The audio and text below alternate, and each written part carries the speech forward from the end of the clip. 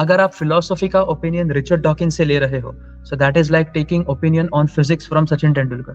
So if your argument is if there is no evidence then the entity does not exist, वही argument mathematics को भी apply हो सकता है. There is no evidence for complex numbers. Where have you seen complex numbers? They are literally called imaginary numbers. So if you can on principle accept that some facts have no empirical evidence and they can be proved logically, और उसी पर हम विश्वास रखते हैं कि भाई हाँ this is logically valid, this is डिडक्टिवली valid, इसलिए ये सच है, और ये किसी भी वर्ल्ड में सच है. तो on principle if someone can prove God logically using laws of logic with a valid argument, तो इससे भी गॉड प्रूव हो सकता है as a necessary being. So it's not only that religions are responsible for social evil alone. Social evils can be present irrespective of religion. When I argue with an atheist, I ask him what is your argument, तो उसे पता ही नहीं चलता मैं उससे क्या पूछ रहा हूँ, और वो मुझे पैराग्राफ लिख देता है. I am like I am not asking for a paragraph, I am not gonna read that, I am asking for an argument. Do you have premises and conclusion?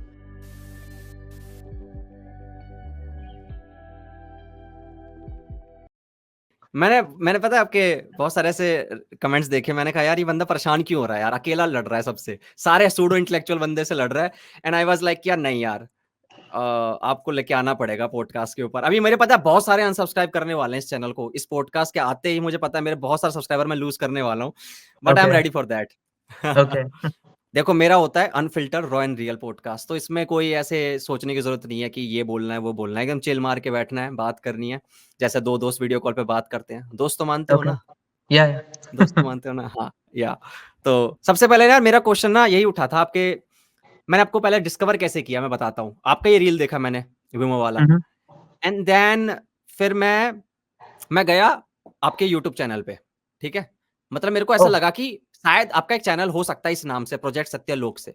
मैं गया और उसमें मैंने देखा कि आप शायद नहीं मिले मुझे, पता नहीं आपकी, मैंने कुछ मुझे रैंडम वीडियोस देखी, उसमें एक लड़की थी और एक लड़का था, वो कुछ बता रहे थे, मैंने आपको नहीं देखा, ठीक है. तो मैंने देखा यार बहुत अच्छा चैनल है और उस पर 3000 सब्सक्राइबर हो रखे हैं, और अच्छा काम था, लिटरली मुझे बहुत अच्छा लगा. फिर मैंने आपके पॉडकास्ट देखे, वो स्केप्टिक शो वाला, और मैंने कहा यार ये कुछ बात है, इनको लेके आना पड़ेगा. फिर आपने वो सेकंड वाला डिबंकिंग विमो वाला सेकंड वीडियो निकाला, तब मैंने आपको रीच आउट किया. मैंने कहा अब तो पक्का बुलाना पड़ेगा. पहले मैं डर रहा था कि यार ये बंदा मना कर देगा, मैंने जैसे कि बताया मैंने अभी ऑफ कैमरा. फिर आपने ठीक है. तो मैंने ना दो चीज नोटिस करी, एक मोटो देखा मैंने आपका आपके इंस्टाग्राम पेज पे, और एक चैनल आर्ट देखा आपके यूट्यूब चैनल पे, सत्यम सर्वे प्रतिष्ठितम. पहले इसका ना मतलब बताओ मेरे को कि ये, पहले तो बताओ ये पक्का आप कह रहा हूँ उपनिषद से आया, किसी आपने इसको कहीं ना किसी उपनिषद में पढ़ा था शायद ये मेरा गैस है बस. तो ये कहाँ से आया और इसका मतलब क्या है?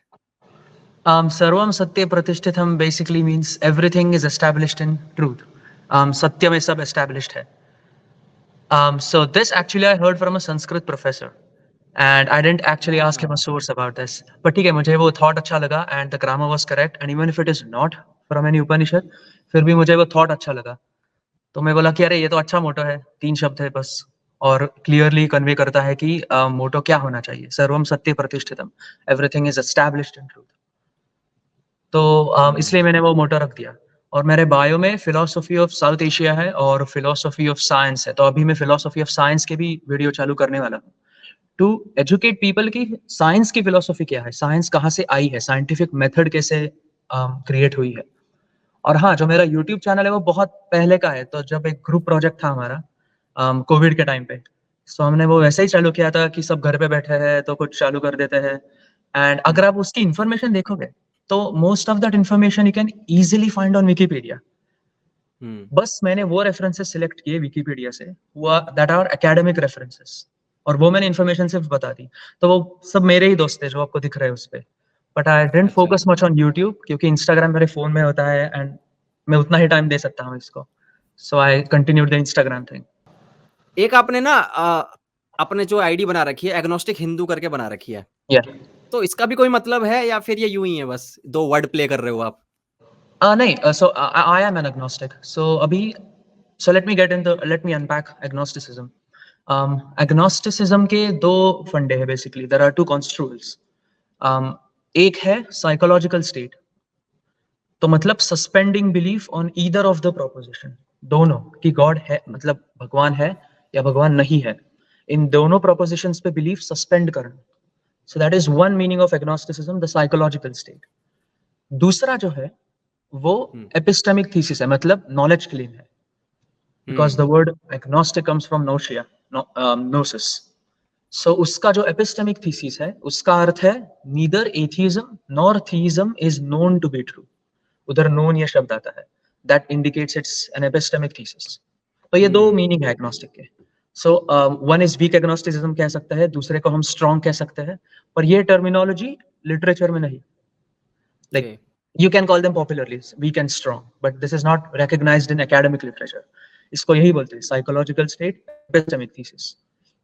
अभी Hindu is not so many of the people think कि agnostic हिंदू ये तो oxymoron हो गया, और वो हाँ, मुझे हाँ. बोलते भी है और वो गालियां भी देते हैं। तो पहले तो मैं उनको इग्नोर कर देता हूँ। दूसरी बात, अगर कोई सिंसियरली क्वेश्चन पूछ रहा है तो आई एक्सप्लेन हिम, ये ऑक्सीमोरॉन तभी होगा, मतलब ये कॉन्ट्रडिक्शन तभी होगा if Hindu stands for theism, some kind of हाँ. synonym of theism. That is not what the word Hindu means. Because अगर हिंदू theism अगर आप पकड़ोगे तो you'll basically talk about people जो विष्णु की पूजा करते हैं, शिव की पूजा करते हैं। मैं किसी की भी पूजा नहीं करता। और as per the constitution, Buddhist और जैन्स पर भी Hindu marriage laws, inheritance laws, whatever शायद अप्लाई होते हैं। तो Hindu is basically an exonym. It's an ethno-geographical identity is what I call it. Okay. और लेटर बाद में वो रिलीजियस आइडेंटिटी से एनालॉगस हो गई, क्योंकि सब धर्मों का विभाजन हो गया। When I say धर्म, I mean religion, because धर्म is a concept.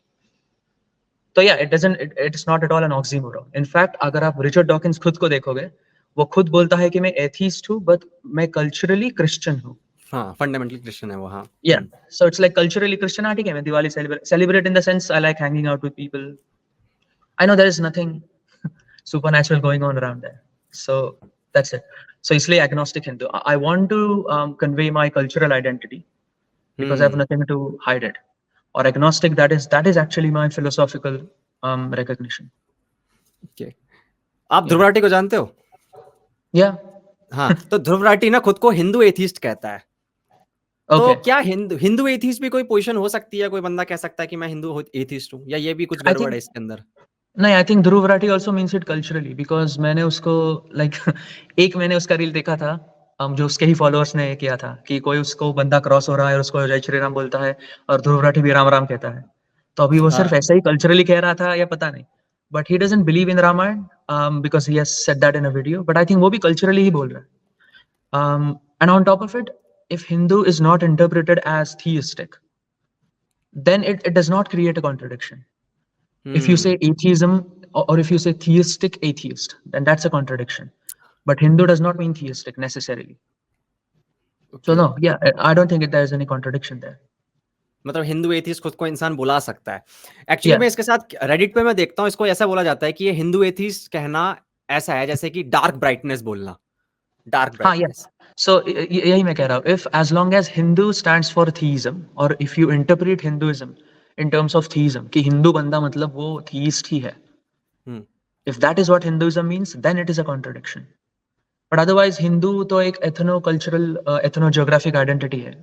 ये नाम itself एक exonym है, पर्शियंस ने दिया था हमें। हिंदू ये शब्द किसी भी वेद उपनिषद में नहीं। ओके, तो फिर हम कैसे अपने आप को आइडेंटिफाई कर देते हैं उस वक्त जब हिंदू वर्ड कॉइन ही नहीं हुआ था? तब उस वक्त, so yeah, that's a good idea. So अभी बहुत से हिंदू सनातनी लोग शायद इस पर गुस्सा हो जाएंगे, but initially it was very fragmented. कि सनातन धर्म जो हम अभी कहते हैं, that is a very recent term. पहले नहीं था ये टर्म ऐसा। So अगर आप देखोगे तो पहले ब्राह्मण और श्रमण ऐसे दो ग्रुप्स थे। So श्रामणिक फेथ में बाद में बुद्धिज्म, जैनिज्म ये सब आए। ब्राह्मणास में हमारे वेद थे, उपनिषद थे। Basically they were espoused by वैदिक पोएट्स, कवि, ऋषि हम जिन्हें कहते हैं। तो ऐसे दो कैटेगरीज थे। और फिर भारत के कुछ फोक ट्रेडिशंस थे, फोक रिलीजन्स। तो बाद में जब वैदिक हिंदुइज्म स्प्रेड होता गया, बुद्धिज्म स्प्रेड होता गया, जैनिज्म स्प्रेड होता गया, तो ये सब फोक ट्रेडिशंस उसमें अकल्चुरेट होने लगे। That's called the phenomena of acculturation. मतलब एक नया कल्चर पुराने कल्चर को खा लेता है और उसको लेकिन इवॉल्व हो रहा है एक तरीके से।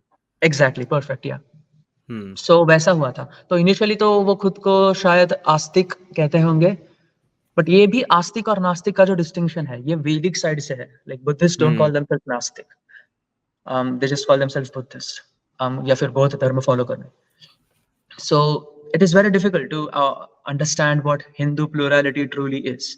और आप बहुत से बुक्स पढ़ोगे उसमें स्कॉलर्स को भी बहुत परेशानी होती है कि भाई वैदिक हिंदुइज्म को कैसे डिफरेंशिएट करें हिंदू से.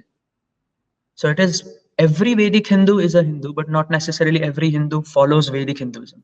Yeah. Yeah. So that is a thing that is up for definitions. So Hindu की मैंने एक definition मेरे पेज पे दी है कि a person is a Hindu if and only if the person affirms to at least one cultural tradition indigenous to the subcontinent. So मैं फिर एक बार रिपीट करता हूँ. A Hindu is a person if and only if the person affirms to at least one cultural tradition in the indigenous subcontinent. Indigenous culture चाहिए. मतलब भारत के border में कोई भी आप कल्चर ले लो, अगर उस कल्चर को आप अफर्म करते हो तो आप हिंदू हो. And that is actually how Persians named it. आपकी डेफिनेशन के हिसाब से मुझे भी अपने आप को चेंज करना पड़ेगा फिर, क्योंकि मैं अपने कल्चर से दूर नहीं हूँ. Even I celebrate Janmashtami, Navratri, all of that, because you know हमारे घर पे, मैं उस घर से आता हूँ. मैं मानता हूँ कि कोई सुपर नेचुरल पावर नहीं है, मगर मैं कल्चरली जैसे अभी ग्रीट भी करता हूँ ना, अभी तो आपको तो ग्रीट नहीं किया, बट मेरे दोस्त वगैरह आते हैं तो मैं राम राम राधे राधे हमारे चलता है इधर. ठीक है, हम सुपर नेचुरल पावर में बिलीव नहीं करते कुछ हो रहा है. अभी बनारस गया था, बनारस घूम के आया हूँ, वहाँ बढ़िया एकदम वो वाइब ले रहा था, गंगा आरती देख रहा था. सो मुझे अपने कल्चर से प्यार है. लेकिन ये जो एथीस्ट, न्यू एथीस्ट की बात करूंगा, जो वेव आई है ना अभी हमारे इंडिया के अंदर, तो उसके कारण क्या हो गया है, हमें ये बोला जा रहा है कल्चर से बिल्कुल दूर हो जाओ. मतलब कल्चर भी नहीं बोलूंगा, इसको पूरा पीछे छोड़ दो. इसको इसका एक अंश भी, इसकी परछाई ना शैडो अपने ऊपर मत पड़ने दो, क्योंकि इसमें पूरा इविल है. मतलब वही वाला क्रिस्टोफर हिचन्स वाली बात है, गॉड इज नॉट ग्रेट, और उन्होंने बुक लिखी थी ना, how religion poisons everything. God पूरी, मतलब रिलीजन के अंदर ठीक है, हो सकता है 1-2% अच्छी चीजें हों, बट ये मोस्टली इविल है. तो पर्सनल फेथ के रूप में ठीक है, बट अगर तुम खुद को एथीस्ट बोलते हो तो तुम ये सब नहीं कर सकते कल्चरली. तो इसी कारण ना हिंदू एथीस्ट वर्ड से बहुत प्रॉब्लम होती है बहुत सारे लोगों को. तो इस हिसाब से मुझे अपनी डेफिनेशन चेंज करने की जरूरत है शायद मुझे बहुत गालियां पड़ेंगी कमेंट में. नहीं, तुम उनको ये पूछ सकते हो कि भाई क्यों प्रॉब्लम है, व्हाट इज द कॉन्ट्रडिक्शन. उनको सवाल पूछो. अगर ये क्लेम कर रहे हैं कि भाई ये तो कॉन्ट्रडिक्शन है, तो उनको बोलो दिखाओ contradiction, how is it a contradiction. वही आपका जो आपके साथ के वही मेरे साथ करेंगे फिर वो. अरे तू वर्ड के साथ खेल रहा है. ठीक है, अब मुझे ना बहुत ही कमाल की चीज पे आना है. मैंने ना आपकी एक रील पे देखा था, रील किसने डाली थी, शायद बी रैशनल वाले भैया ने डाली थी, शेखर भैया, जिनके साथ भी मैंने पॉडकास्ट किया. उसमें ना उन्होंने कुछ रील निकाली थी, उसमें बहुत सारे फोटोज थे वो एथीस्ट के, लाइक उसमें जवाहरलाल नेहरू भी थे, क्रिस्टोफर हिचन्स भी थे, और बाकी और कुछ वो थे. उसमें आपने वो कमेंट कर रखा है कि ये एथीस्ट नहीं है भैया, ये इररिलीजियस है. याद होगा आपको. अब मुझे आप बताओ कि ये कैसे है, लाइक मतलब आप क्यों उन्हें एथीस्ट नहीं मान रहे और इररिलीजियस मान रहे हो. सो अभी अगर आप फ्रेम में आओ, कहाँ चले गए आप, कहाँ चले गए उधर. हाँ, आ जाओ. सो जब भी मैं ऐसी कमेंट करता हूँ, the way I understand atheism is only through academic definition. अगर उस डेफिनेशन में आप एकेडमिक डेफिनेशन बताओ एक बार आप. So उसकी डेफिनेशन ये है कि atheists are the people who believe there are no gods. और ये डेफिनेशन आप फॉर्मली भी रिप्रेजेंट कर सकते हो, like in the formal language, formal logic में. So this is the definition of atheism in academia. अगर आप इस definition, like if you don't affirm to this definition, then you're not an atheist. So I have never seen Bhagat Singh say that. So अभी मैंने सभी भगत सिंह की किताबें नहीं पढ़ी.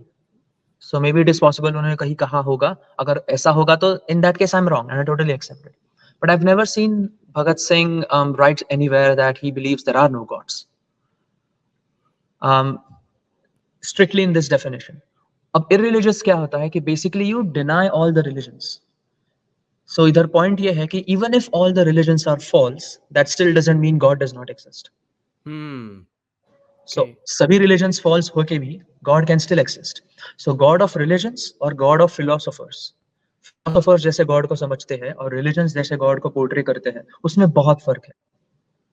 So when philosophers approach the concept of God, वो बहुत ही एक critical approach होता है, philosophical method होती है वहाँ logical arguments होते हैं, dialectics Aristotle के time से है. Religious is simply revelatory claims, like मुझे ये revelation हुआ और then I experienced God is usually what theists say. So इसमें फर्क करना बहुत important है. Like are you saying कि religious gods don't exist, but you still accept that there might be some kind of entity like let's say necessary being that is necessary for the existence of the universe. So in that case, you won't be an atheist. Even if you reject all the gods of religion, there still remains a concept in which you're not sure if that concept actually is false or true. तो ये distinction करना बहुत important है. सबसे पहले तो भैया ये सारी डिबेट तो पता है एक जगह जाके रुक जाती है. मैं जितने भी विमो भाई की लाइव देखता हूँ उसमें वो जो डिबेट करने आता है इंसान उससे ये पूछते हैं कि what is the definition of God, because universal definition अभी तक डिसाइड ही नहीं हो पाई है. फॉर एग्जाम्पल क्या होता है ना, अगर मैं आपसे बोल दूं कि यार यूनिकॉर्न कैसा दिखता है आपको बता दूं, यूनिकॉर्न के 2 पंख होते हैं, घोड़े जैसा होता है, तो आपका एटलीस्ट एक दिमाग में इमेज है और आप ढूंढने निकल पड़ोगे. ठीक है, एटलीस्ट आपको पॉसिबिलिटी दे दूं कि भाई ठीक है वो अर्थ के एनवायरनमेंट में रहेगा, जानवर है तो कहीं बाहर तो होगा नहीं, ढूंढने निकल जाओगे. पर हमें पता ही नहीं है क्योंकि हम गॉड को देखते हैं, साइंटिस्ट लोग गॉड को अलग ही बोलते हैं. स्पिनोजा का गॉड अलग है, किसी का गॉड अलग है, किसी के लिए गॉड मतलब एक कॉन्शियस बीइंग है, किसी लिए गॉड एनर्जी है. तो हम अभी तक डिसाइड ही नहीं कर पाए गॉड है क्या एक्चुअली में, एक डेफिनेशन क्या है. तो आपके हिसाब से गॉड की डेफिनेशन क्या है? So God के different models है in theism, in philosophy, in theology basically. There are models of God. One is classical theism, जिसे बोलते हैं. तो classical theism में God is all powerful, all knowing and benevolent. So ये basically Christian Abrahamic God पे आधारित है, because उन्होंने पहले theology की बहुत Aquinas, Anselm, Augustine के arguments देखोगे. They are particularly centered on this concept of God. So this is the classical theism. और यही मॉडल आप बहुत सारे रिलीजन्स में देखोगे, वो लोग अपने गॉड को ascribe करते हैं these attributes, all powerful, all knowing, benevolent. So if God is defined as these attributes, then वो classical theism में चला जाता है. But in Indian religions, if you take a look at it, ये model भी है, but उसका और एक मॉडल है जो अद्वैत, द्वैत, विशिष्ट अद्वैत इसमें दिखता है. So Advaita, so the reason why I'm dividing it in 3, इसके भी सब divisions है. But I think these 3 divisions are exhaustive. So Advaita, I would interpret as monism, pure non-dualism. Reality is non-dual. And that reality is one true reality which Shankara identifies as Brahma. और अगर आप विशिष्ट अद्वैता में जाओगे, that is qualified non-dualism or attributive monism. मतलब it's not completely non-dualism. There is some dual element in it, but that is subsumed by the original entity. और जो तीसरा है वो pure dualism, like God and like divine and human are completely different. So these are different models of God which are not similar to classical theism. शायद द्वैत का model classical थीइज्म को similar हो सकता है कि गॉड ऑल पावरफुल है, all knowing है और बेनेवोलेंट है, सर्वशक्तिमान, सर्वज्ञानी और दयालु है. या सो ये द्वैत में शायद हो सकता है, बट अद्वैत और विशिष्ट अद्वैत में भी शायद ऐसे एट्रीब्यूट्स है, बट अद्वैत में ये एट्रीब्यूट्स हो ही नहीं सकते because Brahma is considered to be एट्रीब्यूटलेस, निरगुण, नेति नीति से उसको डिफाइन किया जाता है. हाँ, नेति नीति, दैट इज इन उपनिषद्स. या परफेक्ट. सो ऐसे डिफरेंट मॉडल्स गॉड है. Now in philosophy as well there is one more model which is necessary being, जिसका एग्जिस्टेंस नेसेसरी है. It is necessitated by the laws of logic itself. So if you want to identify God as necessary being, then yeah, God exists. So ऐसे भी philosophers कहते हैं. So these are some definitions of God. There is classical theism, and I think most of the atheists are against classical theism. अगर आप Christopher हिचेंस का देखोगे तो वो भी problem of evil के ही arguments करता है, which only tackles classical theism. He doesn't say anything about deism, for example. So deism is एक another model है. So deism is basically the idea कि God created the universe, he set the initial conditions, और बाद में इसमें छोड़ दिया, चला गया वो. Yeah, he retired. Yeah, so that's the deist God. So Hitchens never says anything about deist God, but he says specifically about the classical theism कि God is all powerful, all knowing और benevolent. ये impossible है, और ये logically भी demonstrate किया जा सकता है कि ऐसा भगवान impossible है इन attributes के साथ, because it creates a contradiction with reality. Reality में जो suffering है, small pox था, 300 million बच्चे मरे, like लोग मरे, ब्यूबोनिक प्लेग में 1/3 of Europe's population died. तो कौन सा भगवान सर्वशक्तिमान होगा, सर्वज्ञानी होगा और सर्वदयालु होके भी ये सब स्टॉप नहीं करेगा? So that is basically the I'm running the problem of evil argument. But इन दो कॉन्सेप्ट पे, like अद्वैत, द्वैत, विशिष्ट अद्वैत और necessary being, इन दो कॉन्सेप्ट्स पे hardly any atheists talk about them. I mean, except philosopher atheists.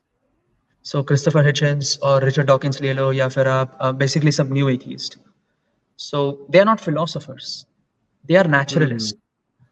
Richard ji. Dawkins के book आप पढ़ोगे तो गॉड डिल्यूजन बुक है, मैंने उसके सारे book, like I was a fan of Richard Dawkins once upon a time, but बाद में मुझे पता चला कि he is an excellent evolutionary biologist, he is an excellent science communicator, he is a horrible philosopher.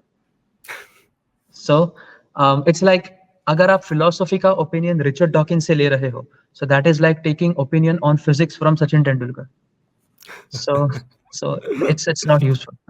So yeah, so God would be, I would say these three necessary being, the classical theism, और फिर हमारे वेदांता के models. So I think hmm. these three would subsume all the models of God. तो pantheism मतलब वगैरह भी जैसे इसमें ही आता है. बिल्कुल, मतलब ये जो एथिस्ट हैं, जो भी उछल रहे हैं, इन्होंने हम्म, बस एक क्लासिकल मॉडल जो है, उसके अंदर वाले जो yeah, गॉड जिस गॉड को डिफाइन किया गया, उसको अटैक किया खाली और उसको yeah, हरा के जीत गए और अब काउच पे बैठे exactly, नेटफ्लिक्स एंड चिल कर रहे हैं अब, कि yeah, हाँ भाई, हमारा exactly, काम तो हो चुका है, अब बाकी yeah, तुम लोग देखो, जो बाकी नए-नए डेफिनिशन के साथ आते हो गॉड को, उस पे mm, हमारा कोई मतलब नहीं है, तुम उसपे उसको लेके खुश हो सकते हो। मैं exactly. समझ रहा हूँ यहाँ पे, मैं समझ रहा हूँ। आपने ना एक ना रील में अभी जस्ट कल डाली थी आपने रील जिसमें आप वो Mm. ट्रायंगल की बात बता रहे थे कि perfect Oh triangle yeah, exist नहीं yeah, करता नेचर के अंदर yeah, और जो गॉड होता है वो मेटाफिजिकल एंटिटी भी तो हो सकता है। मतलब yeah. उसके ऊपर एक बार आप बिल्कुल आओ स्क्रैच से स्टार्ट करो और इसको बताओ आराम से टाइम लेकर। Okay, okay. So basically, philosophy of science में there are two concepts, a priori और a posteriori. तो इसका मतलब क्या है? इमैनुअल कांट का है ना ये तो कॉन्सेप्ट? हाँ, like these concepts are like from way before. अच्छा, अच्छा। Kant was basically focused on ethics more, like he was the hmm, father of deontological ethics. But yeah, उसने भी हुँ, ये categories को define किया है. हुँ, Nomina और phenomena इस पर उन्होंने बात की है. But these categories, I'm defining them roughly a priori और a posteriori. तो उसका मतलब क्या है? A priori का मतलब ये है कि ऐसे facts जो हमें without experience भी पता चलते हैं. हुँ, like logical facts and mathematical facts. 1 + 1 = 2 ये definition है, but addition के हुँ, बाद हम जो mathematics में theorems करते हैं, like geometrical theorems, algebraic theorems, arithmetic theorems, complex algebra, ये सब चीजें जो है वो हम इधर बैठे-बैठे प्रूव कर सकता हूँ मैं, Pythagoras theorem. बैठे-बैठे मैं हुँ, Apollonius theorem प्रूव कर सकता हूँ. वही अगर मुझे a posterior में जाना होगा, तो ए पोस्टीरियरी शब्द में ही आता है पोस्टीरियर, मतलब एक्सपीरियंस के बाद जो हमें फैक्ट्स हुँ, पता चलती है, those are called a posteriori. तो उसमें सब साइंटिफिक फैक्ट्स आती है, लाइक लॉज ऑफ थर्मोडायनामिक्स. तो मुझे हुँ, लॉ ऑफ थर्मोडायनामिक्स अगर फर्स्ट लॉ देखना होगा, energy basically energy can neither be created nor destroyed, तो ये देखने के लिए मुझे कुछ तो प्रोसेस नेचर में ऑब्जर्व करनी पड़ती है. उसके बाद हुँ, उस प्रोसेस या फिर उस पैटर्न को मैं रिकॉग्नाइज करता हूँ कि अरे ये एक पैटर्न है. मैं जब चाय पीता हूँ, गरम चाय मैं अपने टेबल पे रखता हूँ, तो वो गरम चाय धीरे-धीरे ठंडी हो जाती है. ऐसा कभी नहीं एंट्रोपी। होता कि वो चाय और गर्म हो रही है.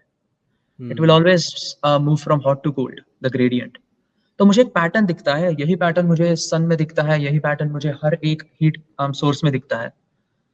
तो इस पैटर्न से मैं एक लॉ एब्स्ट्रैक्ट कर देता हूँ कि heat always flows from hot to cold, this is the hmm, direction. वैसे ही hmm, second law of thermodynamics है. अभी first law and second law of thermodynamics का कोई फॉर्मल प्रूफ नहीं. There is no formal way, mathematical way to prove these laws. Hmm, But since we have observed them in nature, we see them everywhere, and we have not seen yet these laws being violated anywhere. We assume that these laws will hold on to eternity. That is taken as enough proof. But ये फिर भी there hmm, is no hmm, formal proof for this. अगर आप scratch हुँ, से उसको prove करने की कोशिश करोगे, नहीं होगा. आपको बाहर जाके वेरीफाई करना पड़ेगा. सो एक्सपीरियंस के बाद ये फैक्ट्स हमें डिस्कवर हुई है. But mathematical and logical facts जो है वो हमने कहीं एक्सपीरियंस की ही नहीं. For example the law of non contradiction in logic, hmm, hmm, कि एक प्रोपोजिशन और उसका निगेशन एक साथ ट्रू नहीं हो सकता. हाँ, बारिश हो भी रही है और नहीं भी हो रही है, नहीं भी एक हो साथ रही है। ट्रू नहीं हो सकता. पर ये हुँ, देखने के हुँ, लिए आपको बाहर जाने की जरूरत नहीं कि बारिश हो रही है या नहीं. This itself is a logical contradiction. So ये हमें एक्सपीरियंस से पहले ही पता चलता है. सो इस पर अभी एक्सपांड करते हैं. जैसे मैथमेटिकल ट्रूथ्स है, इसलिए मैंने ट्रायंगल का एग्जांपल क्यों दिया. So let's say when you draw अपने हम बचपन में ड्रॉ करते थे triangle with geometry and stuff. We used to derive hmm, theorem, Apollonius, Taylor's, बहुत से थ्योरम्स, पिथागोरस एंड स्टफ. उसके हम प्रूफ्स लिखते थे, भाई 300 प्रूफ है पिथागोरस थ्योरम के. But if I tell you, okay, what is the empirical evidence of triangle itself? Show me where you have seen a triangle in nature. तो पहले तो हुँ, बंदा बोलता है कि अरे ऐसा क्या बोल रहे हो, मैं ट्रायंगल ड्रॉ कर सकता हूँ. तो I am like, okay, show me a Euclidean point. तो वो क्या करता है, पेपर लेता है, उस पर एक डॉट करता है। I am like, do you think that's a point? तो वो बोलता है कि हाँ, पॉइंट ही तो है। तो मैं उसको बोलता हूँ, मैं यूक्लिड की डेफिनेशन क्या है पॉइंट की? तो इसे 0 डिमेंशंस। तो आई एम लाइक, ये तो दिख रहा है मुझे। वही अगर आप तो उसमें ज़ूम इन करोगे तो हाँ that has dimension, that's more like a coloured circle. Zoom in या करोगे तो या दैट्स नॉट अ या पॉइंट। सो तब लोग कंफ्यूज हो जाते हैं। So the point is as long as हाँ the object of thought in my mind resembles the object in front of me, उसके एट्रीब्यूट रिजेंबल करते हैं, तब मैं उसे कहता हूँ कि हाँ भाई ठीक है, ये पॉइंट है, क्योंकि मेरे दिमाग में जो पॉइंट है 0 डिमेंशन होना चाहिए। वैसा मैंने इधर स्कीमेटाइज किया है। But this point on paper is an imperfection, it is an imperfect demonstration of a point, it is not Euclidean point. वही आप ट्रायंगल देखो, आप ट्रायंगल ड्रॉ करोगे, triangle side should be exactly straight, कोई डिस्टॉर्शन नहीं होना चाहिए। The angle should, the summation of all angle should be exactly 180 degrees. आप जब ट्रायंगल ड्रॉ करोगे, कितने भी प्रिसिजन या एक्यूरेसी से ड्रॉ करो, मशीन से भी ड्रॉ करवा लो, कंप्यूटराइज्ड इमेज देख लो, कंप्यूटराइज्ड इमेज में जूम करो, इवन इन दैट आपको डिस्टॉर्शन दिखाई देगा उस इमेज में। So that is imperfections no मिलेंगे लॉन्गर, हाँ या hmm so where does the triangle exist? So मैं उनको बोलता हूँ कि exactly, have you ever seen a triangle, have you ever touched a triangle, tasted, smelled? No, not at all. So we have not experienced triangle any time throughout our life, starting from Euclid himself. So ये सब जो knowledge है, that is completely without experience. और ये सब proofs है, they are completely a priori proofs, purely deductive reasoning के proofs है। प्रूफ में कोई भी ऐसी स्टेप नहीं आती कि आपको बाहर जाके डेटा लेना पड़ता है और बाद में डालना पड़ता है, नहीं। आप इधर बैठे बैठे ऑब्जर्वेशन वगैरह सबको थुका लगा के डिडक्टिव रीजनिंग से प्रूफ कर सकते हो। सो अगर ये प्रूफ हो सकता है, and on top of it, even though there is no empirical evidence for mathematics or laws of logic or mathematical facts are necessarily true in all possible worlds. काम स्टेटमेंट की एक करते बार हैं ग्रेविटी समझो, या एक बार ग्रेविटी समझो। Mathematical truths कभी फॉल्स नहीं हो सकते, लॉजिकल ट्रूथ्स कभी फॉल्स नहीं हो सकते, they are not falsifiable, they are a priori. तो अब ये कह रहे हो कि there is some kind of a system, there are some kind of facts that are simply necessary, they have no empirical evidence and they are necessarily true in all possible worlds, और फिर भी वो बिल्कुल physical reality पर कुछ effect दिखाते हैं। हाँ So if your argument is, if there is no evidence then the entity does not exist, वही argument मैथमेटिक्स को भी अप्लाई हो सकता है। There is no evidence for complex numbers, where have you seen complex numbers? They are literally called imaginary numbers, they are या not, they don't exist in reality। उनका plane भी पूरा अलग प्लेन है, आर्गन प्लेन है। So if you can on principle accept that some facts have no empirical evidence and they can be proved logically, और उसी पर हम विश्वास रखते हैं कि भाई हाँ, this is logically valid, this is deductively valid, इसलिए ये सच है, और ये किसी भी वर्ल्ड में सच है।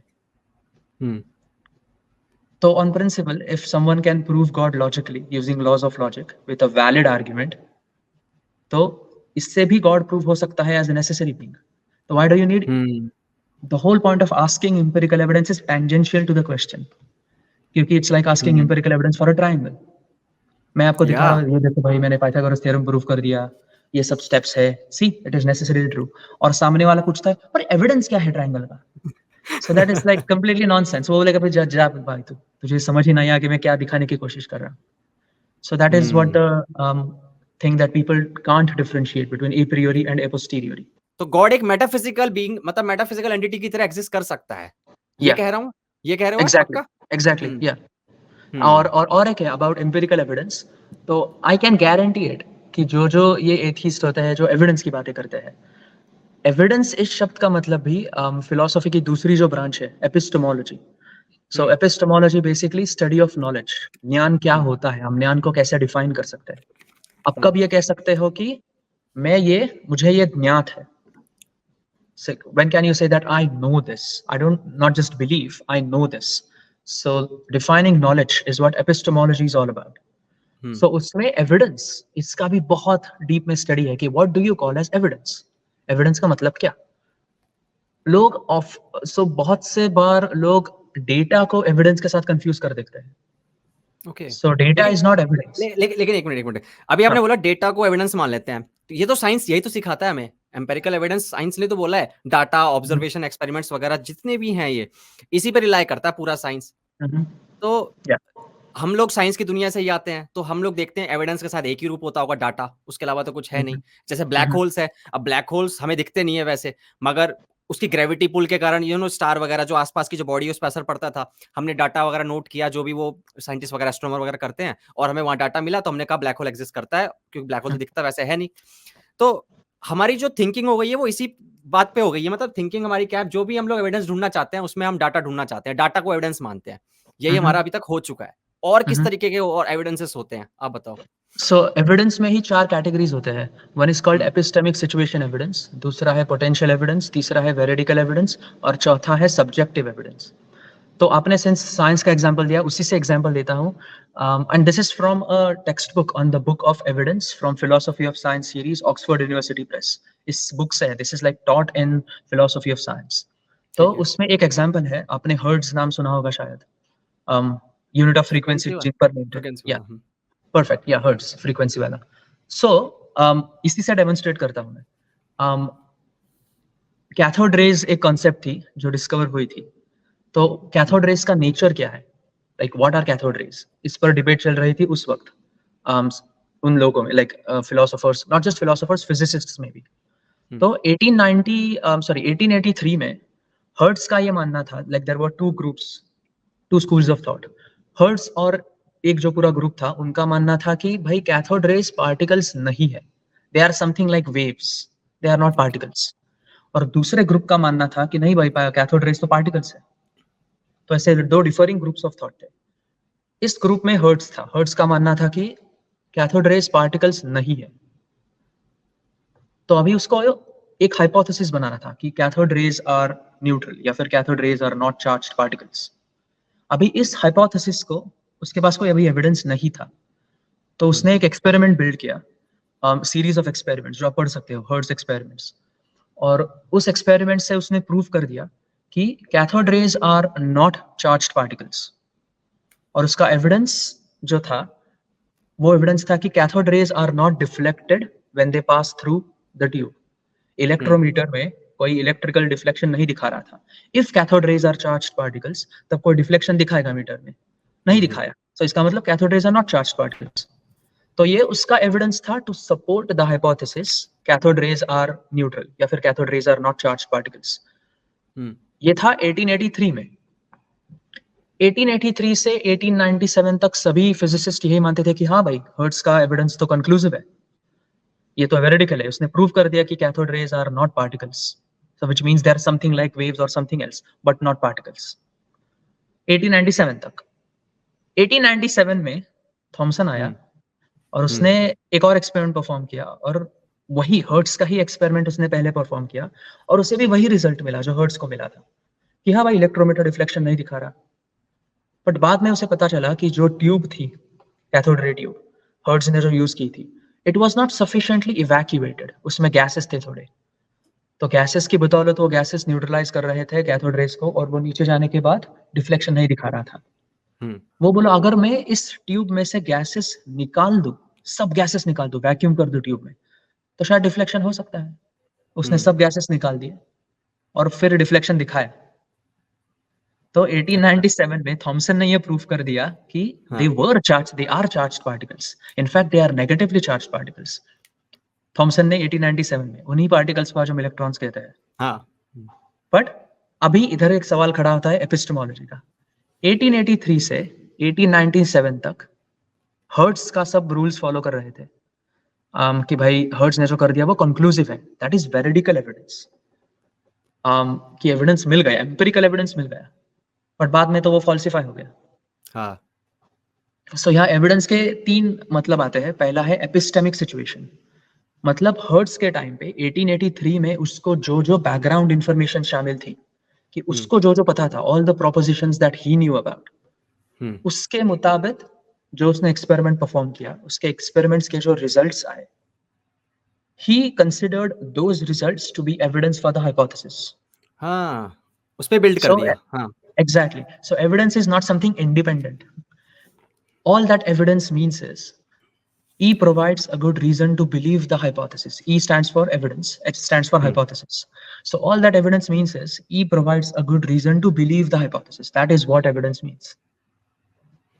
और एविडेंस falsifiable भी हो सकता है, जैसे थॉमसन ने बाद में दिखा दिया कि ये गलत था, वही उसने टेस्ट परफॉर्म किया है, पर उसका उस पर विश्वास नहीं था, उसे अभी भी यही लग रहा था कि नहीं ये एविडेंस नहीं है। तो अगर आज आप बोलोगे कि नहीं एवोल्यूशन का एविडेंस नहीं है, तो लोग आपको बोलेंगे क्या चूतिया है, इतने एवोल्यूशन के एविडेंसेस है। तो वैसे ही शायद थॉमसन को लगा होगा कि अरे नहीं 1883 से 1897 तक सब फिजिसिस्ट्स एग्री करते हैं कि हाँ हर्ट्ज का एविडेंस है, मैंने अभी टेस्ट परफॉर्म की फिर भी मुझे ये लगता है कि हाँ यही एविडेंस है, मतलब दिख तो रहा है, but he did not believe in that. So this is the second category of evidence called subjective evidence, और ये आप फॉर्मली भी डिफाइन कर सकते हो, like E is evidence for H for a person at time t if the person believes that H is at least true or probable, which is hypothesis. The second point he believes is E is evidence for that hypothesis. And the third point he believes is, and the third point he believes is E is true or probable.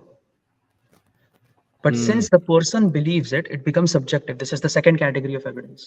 पहला था epistemic situation, मतलब 1883 से 1897 तक जितने भी लोगों को information थी, that becomes the background information.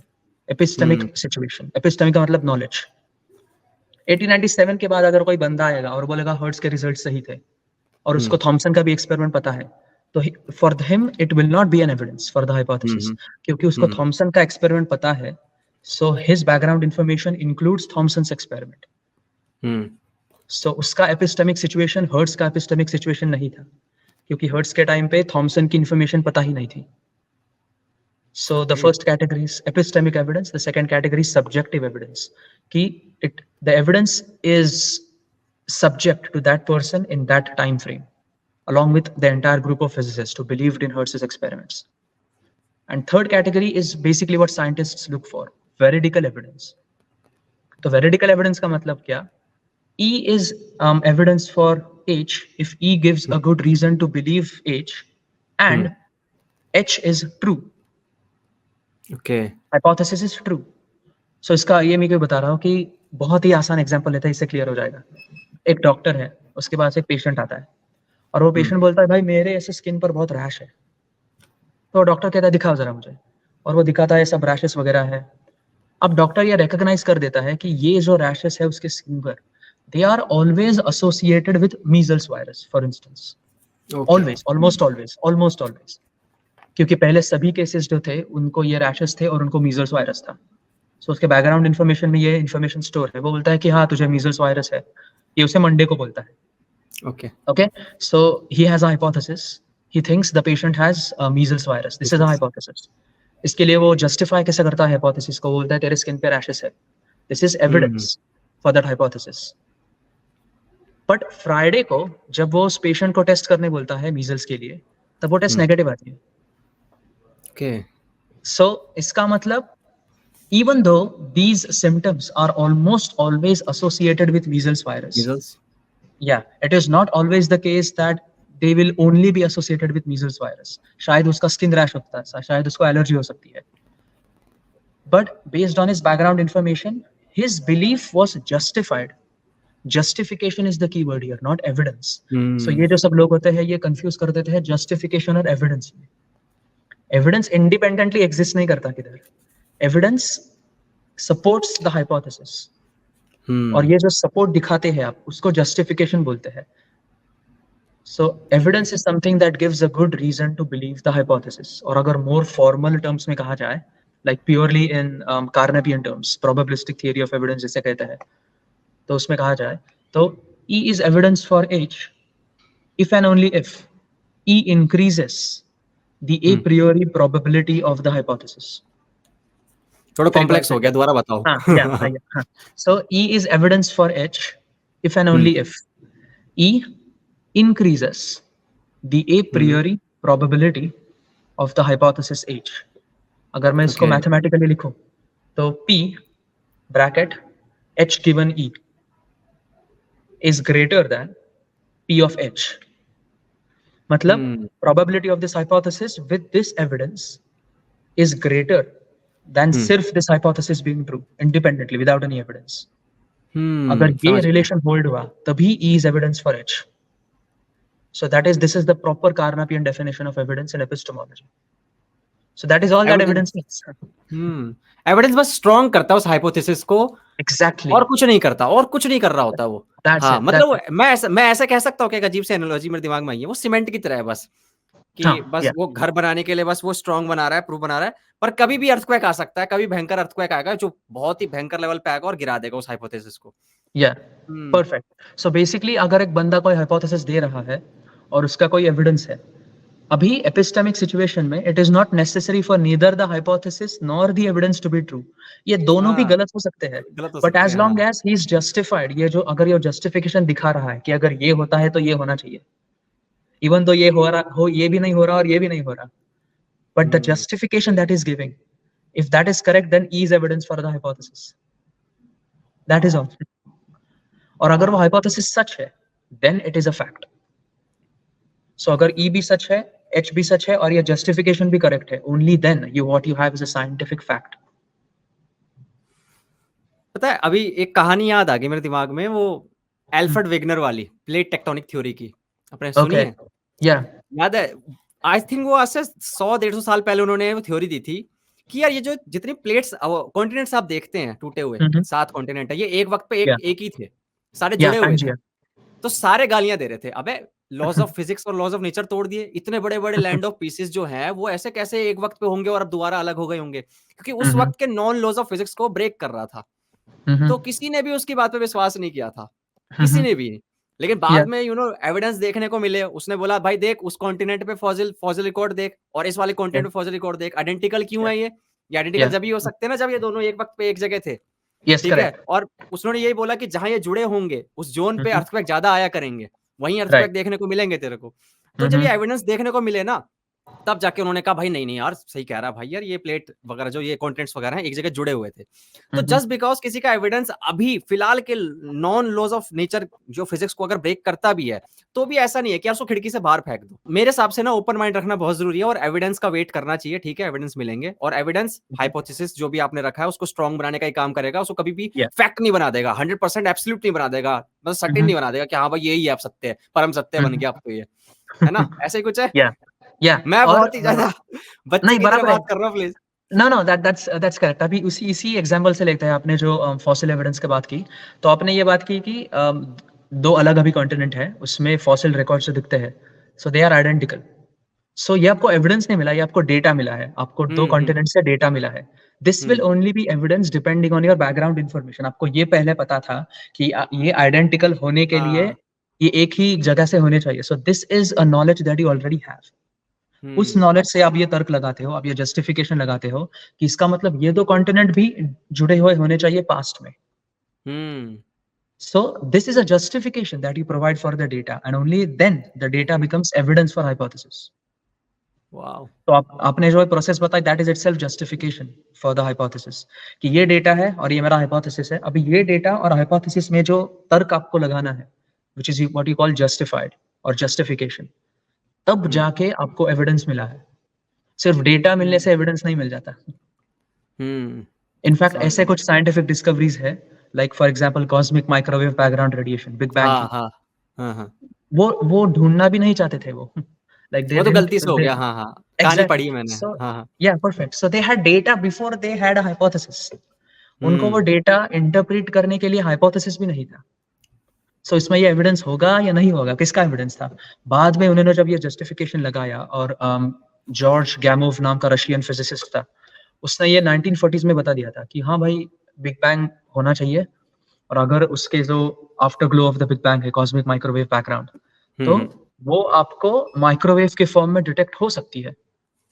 और बाद में एक अलग like completely in an unrelated event, Penzias और विल्सन नाम के दो बंदे थे जो बेल लैबोरेटरीज में काम कर रहे थे, और वो लार्ज एंटीना पर काम कर रहे थे, और उनको रेडियो टेलीस्कोप था, रेडियो टेलीस्कोप। सो उनको एक बैकग्राउंड नॉइज डिटेक्ट हो रहा था। उनको लगा ये नॉइज है, दिस इज नॉइज। सो वो सब साफ करने लगे, उस पर पूरी की पूरी डिश साफ कर दी, उस पर से व्हाइट डाइलेक्ट्रिक मटेरियल निकाल दिया, मतलब बेसिकली कबूतरों की टट्टी जो उस पर जमा होती है वो भी निकाल दी। फिर भी ये नॉइज उनको आ रहा था डेटा में, और उनको पता भी नहीं था ये क्या है। बिग बाद बैंग में का जब शोर ये है। इंश्योरेंस, या एग्जैक्टली, बाद में जब ये जस्टिफिकेशन दिया गया कि आपको जो मिला है that data is actually evidence for big bang, तो बाद में वो एविडेंस बना। Just because you have data doesn't make it evidence. Evidence only hmm, increases the probability of the hypothesis. It supports the hypothesis. It provides a good reason to believe the hypothesis. So that is hmm. what evidence is. आपके हिसाब से वेदों में क्या science था? अगर नहीं था तो क्या था? साइंस अगर कोई बंदा इंसान वेद पढ़ने बैठेगा तो उसको क्या-क्या देखने को मिल सकता है? No, I wouldn't say. I definitely wouldn't say it is science. क्योंकि हुँ, साइंस का शब्द लाइक इस मतलब का शब्द ही बहुत ही अलग है. Like I think I change the word. Sciences शब्द का मतलब बहुत ही अलग है. हुँ, So I definitely wouldn't call Vedas scientific. They are not meant to be scientific. उन्होंने वो sentention से लिखा भी नहीं था. They are not scientific texts. Like I can say this openly. They are texts on philosophy. They are texts on metaphysics. They are texts on ethics. Rigveda अगर आप देखोगे तो Rigveda is just poetry. Poetry है हुँ, वो. वैदिक ऋषियों ने, like Rishi is a term that is present in the Rigveda. ऋषि, कवि, they were poets. उन्होंने अपने देवताओं के लिए जो कविताएं रची हैं, that is Rigveda. In the Rigveda has certain deities. और वो जो deities भी है, उनका भी nature is not exactly like a deity जिसकी हम पूजा कर सकते हैं.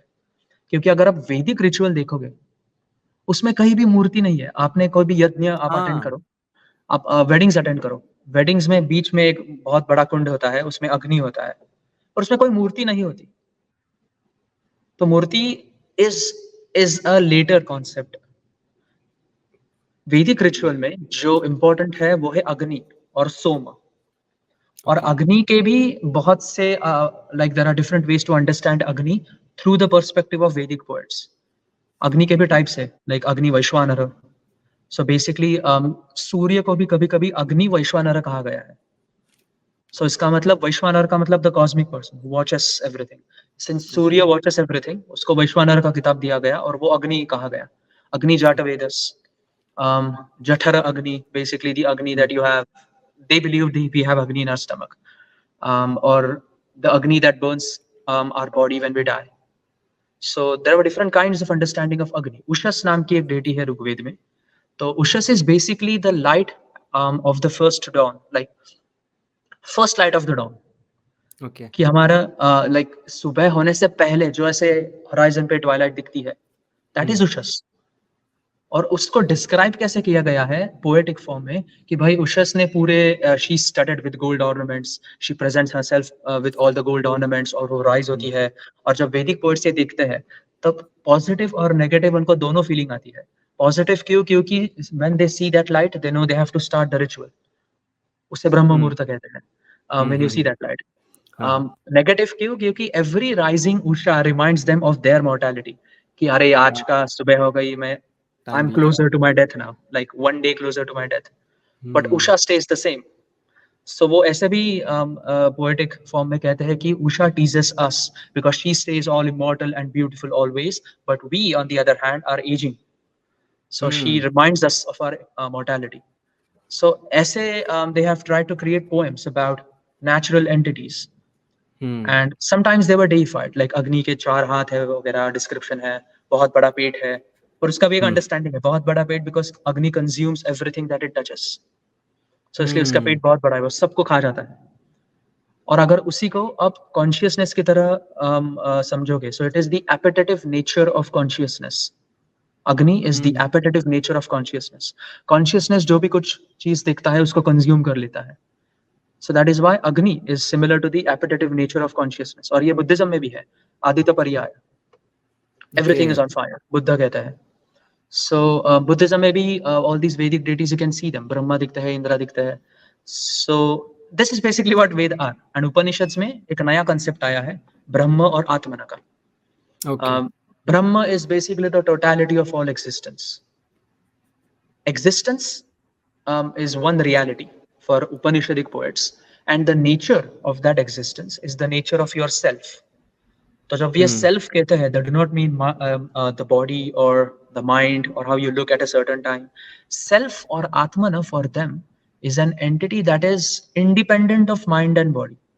हुँ, That is Atma, self. It never changes. It is permanent.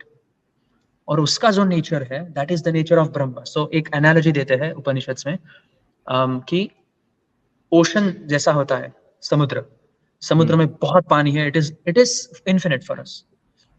उसमें से अगर आप एक ड्रॉप ले लोगे और एक ग्लास में भर दोगे, तो अभी ये ड्रॉपलेट जो है ग्लास में वो लिमिटेड हो गया, उसको कोई लिमिटेशंस आ गए नेम एंड फॉर्म के, नाम रूप। बट उसका जो नेचर है ड्रॉपलेट का, is that different from the nature of water in the ocean? It's नहीं। नॉट। नेचर सेम ही है। सो दैट इज व्हाट आत्मा एंड ब्रह्म मीन्स। सो जब वो ड्रॉपलेट वापस चला जाता है, दैट इज मोक्ष। Wow. So this is the idea that is being represented there, आत्मा और ब्रह्म। बुद्धिज्म उधर से निकल जाता है, like Buddhism creates a dichotomy over there. So अच्छा। बृहदारण्यक और छांदोग्य उपनिषद में आत्मन की आइडिया प्रपोज की थी, and Buddhism was against that. Like Buddha himself talked about प्रतीच्य सम्मुपद, प्रतीत्य समुत्पाद, dependent origination. और उसमें बुद्धिज्म के 3 marks of existence जो है बुद्धिज्म में, उसमें से एक है सर्वम अनत्तम। So sarvam anityam, which is everything is impermanent. Sarvam dukkham, everything is suffering, and sarvam anattam, matlab everything is non-self. So Buddhism rejects that idea of a permanent atmana. It says no, atma cannot be permanent. Everything is impermanent, and atmana cannot be non-changing. It has to change. So Buddhism rejects the idea of the permanent self, but it doesn't exactly reject the idea of self. तो ये आत्मा की फिर उधर एक thought चला गया Buddhism में, और बाद में उस पर भी सुपरस्ट्रक्चर बिल्ड हो गया मध्यमक में। तो ऐसे this is all philosophy, this is not at all scientific.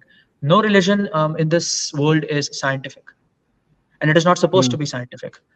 And the way people think that okay science ही सब कुछ है, that is called scientism. Clearly there are many questions in this universe which science cannot answer. For instance, ethical questions science cannot answer. क्या abortion सही है या गलत? नहीं, साइंस आंसर कर ही नहीं सकता, उसके मेथड में ही नहीं बैठता to talk about axiology. So this is what Veda and Upanishads are, they are not scientific.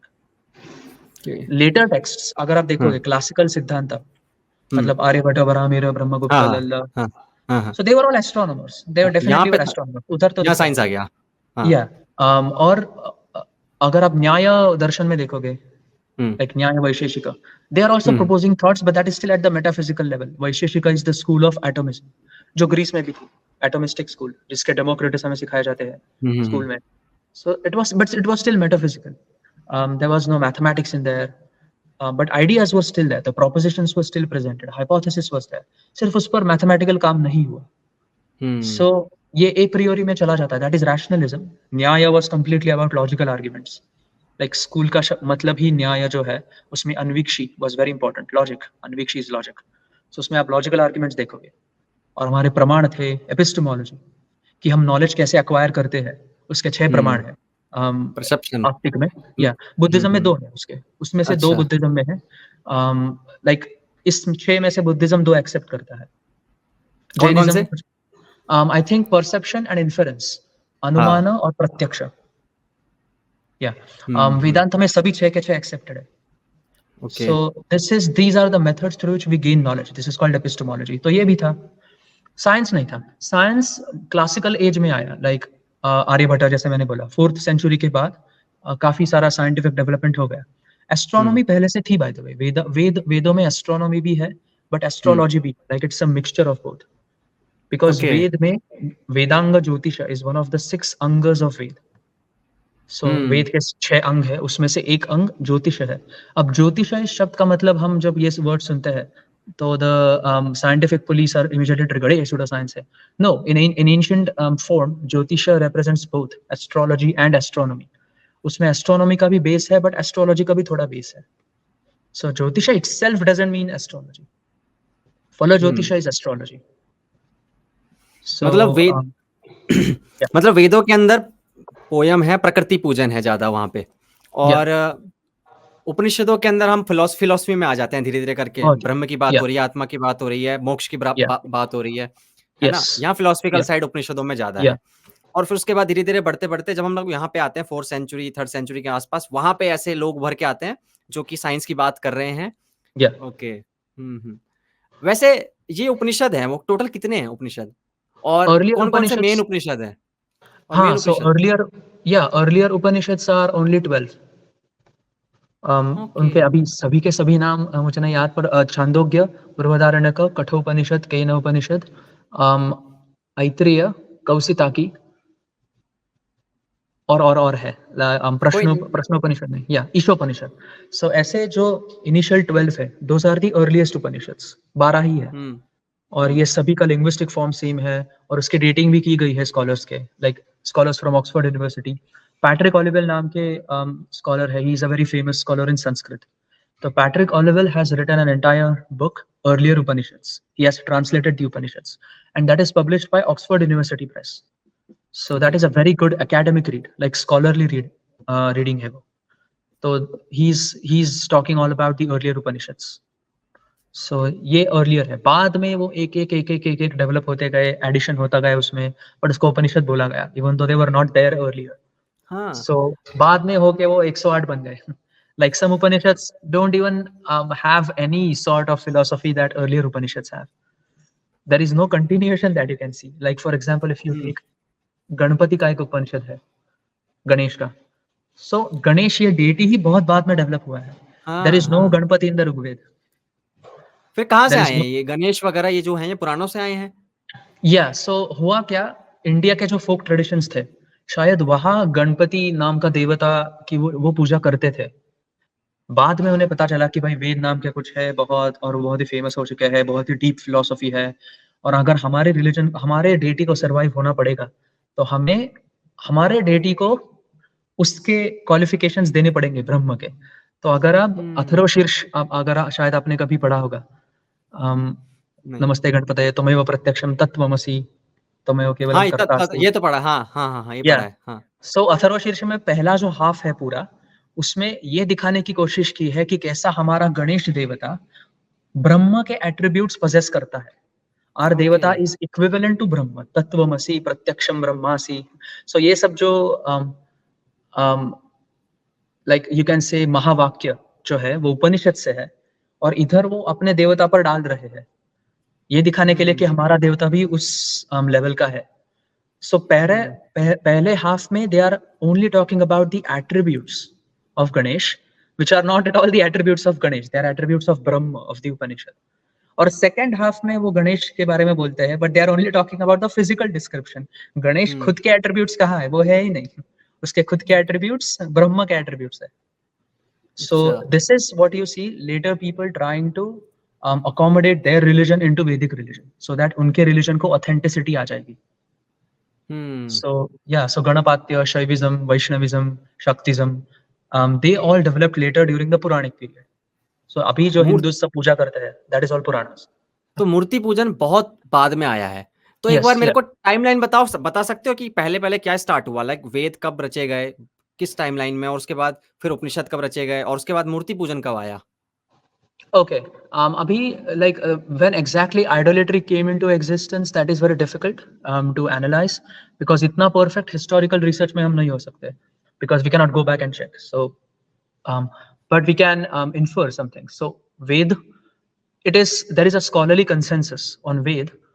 It is composed sometime between 1400 to 1200 BCE, Rigved, basically. या फिर चारों okay, Veda, 1400 to 1200 BCE.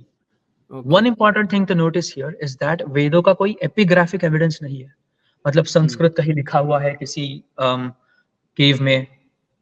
Evidence for Rigved is completely linguistic, coming from the linguistic theory, Indo-European languages की. But in Syria, there is a whole freaking tablet जिस पर इंद्र मित्र वरुण लिखे हुए हैं, and that tablet dates back to 1365 BCE. Mitanni okay. inscription बोलते हैं उसे. Yeah, but that is um, not in India. That is found in Syria. Okay. So it supports Aryan migration, which I'm not against. Like I totally agree. Aryans बाहर से ही आए हैं. But the important thing is Ved were composed in India. हुँ, वेदों Aryans बाहर से आए होंगे, but Ved were composed in the Indian subcontinent within the geography of India. So their timeline is 1400 to 1200 BCE for Ved. Upanishads, they go like slightly forward. Brihadaranyaka or Chandogya Upanishad, they are between 700 to 600 BCE. और छांदोग्य उपनिषद के बाद कथा केन कौसिता की ये सब आते हैं और वही बुद्धिज्म भी स्लोली इवॉल्व होता है बिकॉज बुद्धा हाँ, is dated to be around 6th 400 to century. 500 BC. Yeah, हुँ। 6th century BCE. That is the long chronology. Okay, Short chronology भी है. Like that long chronology is based on Deepavamsha. मैंने उस पर video बनाया था. अच्छा। Like date of Buddhism. Yeah. So even that chronology is debated, but it is usually accepted कि 5th century में बुद्ध थे. But बृहदारण्यक, छांदोग्य, उपनिषद सभी वेद ये उसके पहले है by default. So हुँ, उपनिषद के बाद फिर धीरे धीरे दर्शनज आने लगे लाइक सांख्य योग न्याय हुँ। वैशेषिक पूर्व मीमांसा फिर बाद में वेदांत आया साइमल्टेनियसली यहाँ और एक फील्ड तैयार हो रही थी कि पुराणास बहुत ही बाद में आए हैं लाइक दे आर लाइक हाँ, 3rd century to 10th century 10th century is like recent तब सीरियसली? पुराणास को या तब कोई पुराणास आए हैं और इसलिए Veda Puranas and Veda are separated by a millennium और आपको उधर एक पॉलिटिकल शिफ्ट भी दिखाई देता है इवन विद इन द वैदिक टेक्स्ट जो बुद्धिज्म में भी दिखाई देता है जैनिज्म में भी दिखाई देता है हुँ, as different schools develop later from the same branch they want to show that their school or their interpretation is wrong about Buddha's words वो इधर भी दिखता है हिंदुइज्म में सो पुराण जब आए तब आपको हुँ, ब्रह्मा विष्णु शिवा ये जो ट्रिनिटी हुँ, हम कहते हैं this trinity um, does not exist anywhere in the Vedas um, um. Brahma ये डेटी है भी नहीं वेदास में इट इज प्रजापति जो क्रिएटर ब्रह्मा कहता है और वो जो हाँ, ब्रह्म शब्द है that is from Upanishads so हाँ, the Puranas what they want to do is they want to make their deity superior specially Shiva and Vaishnava और इसलिए वो ब्रह्मा को उन्होंने एक साइड लाइन कर दिया क्रिएटर तो बना दिया हाँ, लेकिन उसको हाँ। शाप दे दिया इसलिए there are no temples of Brahma तो एक दिस जगह इज तो है, व्हाट इज एक जगह है, हाँ एक पुष्कर में, जगह या पुष्कर एग्जैक्टली में। या एग्जैक्टली और उसके पीछे स्टोरी एसोसिएट कर दी पुराणों में कि भाई उसने कुछ किया था उसको शाप दे दिया शिवा ने हुँ, और ये Vaishnava Shaivism Shaktism and Ganapatya these became the um, major traditions later on and they um, undermined the Vedic authority कि भाई हम वैदिक तो है लेकिन हमारे डेटी सच है तो you see a hmm. political shift here even within Hinduism और यही political shift आपको बुद्धिज्म में दिखाई देता है कि थेरवाद और महायान कि Theravada is the main stream Buddhism पर महायान बोलता है कि नहीं ये थेरवाद का इंटरप्रिटेशन हीन गलत है हमारा हीन हीनयान और महायान अलग ये 2 की बात कर रहे हो ना आप? Theravada, हीनयान है। हाँ, so Theravada is the original thing. हाँ, जिसमें हाँ, जो Hinayana, बुद्ध वाले हैं। हाँ, yeah, Theravada, yeah, that's the mainstream Buddhism. Hmm. Hinayana is a term that is given by Mahayana to Theravada. It is a derogatory अच्छा, term. It is an insulting अच्छा term. Sorry मैंने ये book में पढ़ा था इसलिए sorry, book Yeah, में no, पढ़ा था no, मैंने that is the बस। correct term. But हाँ। Theravadis do not call themselves Hinayana. Oh! Sorry, Hinayana sorry, means smaller vehicle. क्योंकि सॉरी, हाँ। Mahayana is the great vehicle नहीं सॉरी नहीं लाइक दैट्स टोटली अंडरस्टैंड बहुत लोगों को ये पता ही नहीं होता सो महायाना लोगों ने थेरवादी लोगों को हीनायाना तू कि तू तू छोटा व्हीकल है तेरा इंटरप्रिटेशन ही छोटा है सॉरी मैंने हीन वर्ड का वर्ड मतलब ही नहीं समझा कि हीन का मतलब ही होता है कि नीचा। हाँ, स्मॉल हाँ। या हीनायाना हाँ, और Mahayana is the greater vehicle और उनके हाँ। बीच में भी फिलोसॉफिकल डिस्प्यूट्स बहुत थे सो ऐसा सभी रिलीजन्स में होता है not just in Indian religions Christianity देखो इस्लाम देखो सभी रिलीजन्स में देखो तो basically this is the idea कि वेद हुँ, 1400 to 1200 hmm, Upanishads 800 to 600 BC और 700 कुछ है हुँ। उसके बाद बुद्धिज्म आया फिर बाद में इधर सांख्य योग न्याय वैशेषिक और बाद में पुराणास आए सो पुराणास तो बहुत ही लेट है पुराणास के समय ही हमारी क्लासिकल सिद्धांतास भी आए आर्यभट्ट का टाइम पे हुँ, 4th हुँ, century हुँ, से सो या so that was a simultaneous development और बहुत बहुत टेक्स्ट लाइक बहुत टेक्स्ट है but this is hmm. Basically the timeline okay. अगर किसी इंसान को ये पढ़ना हो ये सब चीज़ों को, वेदों को, उपनिषदों को, कोई ऑथेंटिक सोर्स है ऑनलाइन, ऑफलाइन? या सो मैं बहुत बहुत बार सोर्सेस डालते रहता हूँ um, so if you want to read Rigveda for example so Rigveda का एक ऑक्सफोर्ड यूनिवर्सिटी प्रेस का ट्रांसलेशन है रिसेंट अभी आया है 2015 में that is done by Stephanie Jamison and Joel Brereton so okay. That is Rigveda earliest religious poetry of India ये उसका टाइटल है and that is again published by Oxford University Press scholars ने translation किया है and that is very recent 2015 का 3 volume में है so it is like 1000 pages PDF ये ऑनलाइन है ना? हाँ, हाँ। या हुँ, ऑनलाइन यू कैन हाँ अभी एक प्रॉब्लम है शायद वो ऑनलाइन डाउनलोड नहीं कर पाओगे लीगली इलीगली कर सकते हो but I don't want to recommend that on live stream but कर सकते हो है उसको डाउनलोड करने के तरीके। उपनिषद्स के लिए आई वुड रिकमेंड पैट्रिक ओलिवेल का अर्लियर उपनिषद्स। और एक सोर्स है भांडारकर ओरिएंटल रिसर्च इंस्टीट्यूट जो हमारी है भारत की, तो उनका एक पूरा लेक्चर सीरीज है इंट्रोडक्शन टू उपनिषद। तो वहाँ पे मस्त स्कॉलर्स बैठे होते हैं, like there is a tree in the background, very beautiful ambience, नीचे बैठ के मस्त बैठे बैठे उपनिषद सिखा रहे हैं। Very good series, academic series. तो भांडारकर ओरिएंटल की आप सीरीज से उपनिषद पढ़ सकते हो। और सांख्य दर्शन वगैरह के लिए, लाइक लेटर फिलोसफी के लिए, I would recommend one book, history of Indian philosophy, Surendranath Dasgupta, published by Cambridge university press. Surendranath Dasgupta खुद एक फिलोसोफर थे, जो पीएचडी इन फिलोसफी किया था उन्होंने, in Indian philosophy, and he was a lecturer in Cambridge about Indian philosophy. So उनका पूरा page है विकिपीडिया पे, पढ़ लो। He was a really great guy. 5 volumes में उन्होंने पूरी इंडियन फिलोसफी की हिस्ट्री लिख दी है। It is very detailed, it is very academic, highly referenced, कि every time they claim something, they reference it. So that is something that I would recommend for Indian philosophy. So yeah, Rigved, Rigved is Oxford University Press, earlier Upanishads by Patrick Olivelle, or Indian philosophy के लिए History of Indian Philosophy, and then you can read the primary references directly, like Udayan की न्याय कुसुमांजलि पढ़ सकते हो directly, या फिर शंकराचार्य के टेक्स्ट पढ़ सकते हो, आदि शंकराचार्य। धर्मशास्त्रों के लिए I would recommend Patrick Olivelle ने और एक बार Oxford New History of Hinduism में फिर से सब धर्मशास्त्र ट्रांसलेट कर दिए, धर्मसूत्र और धर्मशास्त्र, 4 स्मृति और अप्पा स्तंभ और एक सूत्र है। तो धर्मसूत्र, धर्मशास्त्र सब ट्रांसलेट हो चुके हैं बाय ऑक्सफोर्ड यूनिवर्सिटी प्रेस, तो वो भी आप जाके पढ़ सकते हो। So these are all the academic sources. Buddhism के लिए भी है, बुद्धिज्म के लिए you can read Richard Gombrich, Peter Harvey, John Strong. मेरे पास अभी एक हार्ड कॉपी बुद्धिज्म की है, क्योंकि पिछले साल मैं बुद्धिज्म के एक कोर्स के लिए टीचिंग असिस्टेंट था, so I had to conduct lectures about Buddhism. पता है मैंने क्यों क्वेश्चन पूछा? ये इसलिए पूछा क्योंकि ये सब कुछ ना संस्कृत में है, सब कुछ संस्कृत में पढ़ा रहता है। अब संस्कृत के साथ क्या प्रॉब्लम है ना कि हम लोग क्या करते हैं, इतने लेजी हो चुके हैं कि हम जाके डिक्शनरी में उठा के देखना नहीं चाहते हैं ऑनलाइन कि इसका मतलब क्या है शब्द का। तो कोई यूट्यूबर या फिर कोई क्रिएटर आता है और वो बताता है भैया देख ये जो टेक्स्ट लिखा है ना इसका मतलब ये है, और वो उसको मिस ट्रांसलेट करके, उसको मिस इंटरप्रेट करके फिर ये बता देता है देखो ये तो साइंस की बात कर रहे हैं, यहाँ तो सिंगुलैरिटी की बात हो रही है, यहाँ पे टाइम डायलेशन की बात हो रही है। मैं आपको ऐसी वीडियोस दिखाऊंगा। आप हाइपर क्वेस्ट को जानते हो? हाइपर क्वेस्ट, या अरे उसके वीडियोस तो मैंने बहुत बार, लाइक पहले I used to comment below his videos कि भाई ये मत कर, इसके वजह से क्या होता है, इसके वजह से पूरे पब्लिक प्लेटफॉर्म के इंडियन फिलोसफी की like it becomes a subject of ridicule.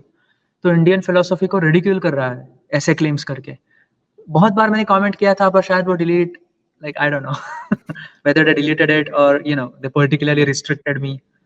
मैं बुलाने वाला हूं भाई को, मैं बुलाने वाला हूं उनको यहाँ पे कि एक बार बात करूं उनसे कि यार प्रॉब्लम क्या है। मतलब मैंने पता है सीरियसली जो उन्होंने वो टेक्स्ट दिखाया और उसका जो एक्सप्लेनेशन दिया, जो भी ट्रांसलेशन दिया, मैंने जाके सर्च किया, मतलब यू नो डिक्शनरी वगैरह में, और जाके आर्काइव्स वगैरह पड़े रहते हैं, वहां देखा टोटली डिफरेंट मतलब था, टोटली डिफरेंट। और मैं इतना हैरान रह गया कि यार ये क्या हो रहा है। मतलब यार ये तो हमारी वेदों की और जो उपनिषद है उनका एक तरीके से डिसरिस्पेक्ट ही कर रहे हो आप यार। उन ऋषि मुनियों ने कुछ और लिखा और आप उसका मतलब कुछ और निकालो, है ना? और वही ये वैलिडेशन चाहिए वेस्टर्न से कि यार हमारे देखो, हमारे तो मॉडर्न साइंस पहले से ढूंढ लिया गया था, तो that is not required. Yeah, exactly. That is not at all required. We don't need the help of science to prove our antiquity and our philosophy was great. पहले तो ये साइंटिफिक टेक्स्ट है ही नहीं, और वो जरूरत ही नहीं साइंटिफिक टेक्स्ट होने की।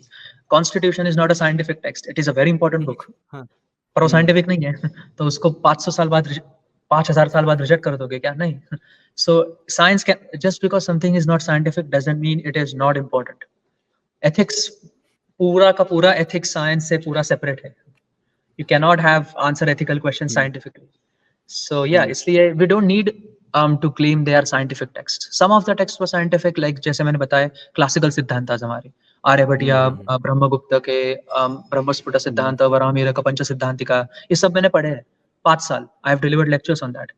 So yeah, like ignore those channels. Like वो मैंने कमेंट कर भी थक गया अभी मैं।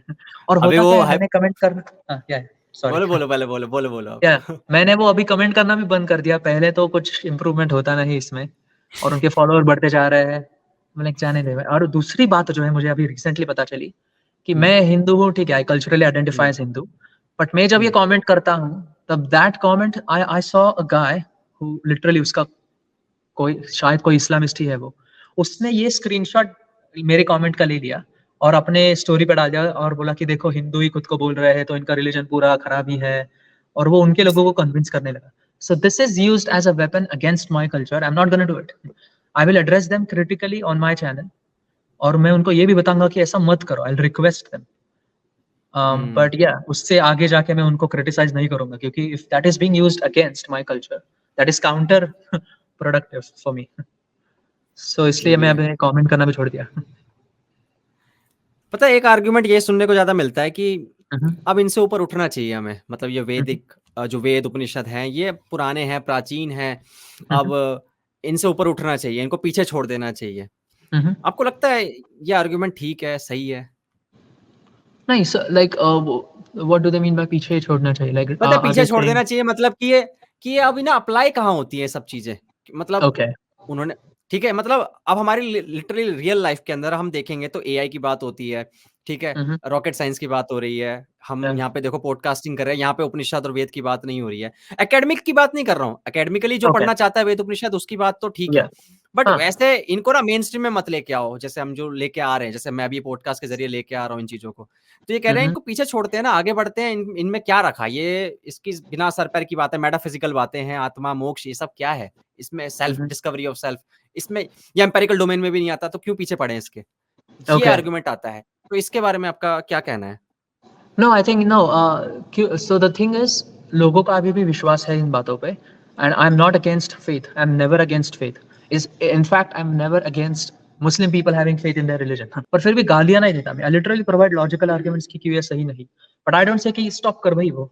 वो मत फॉलो कर। तुझे करना है कर, हुँ, बट ये उसका एक्सप्लेनेशन है।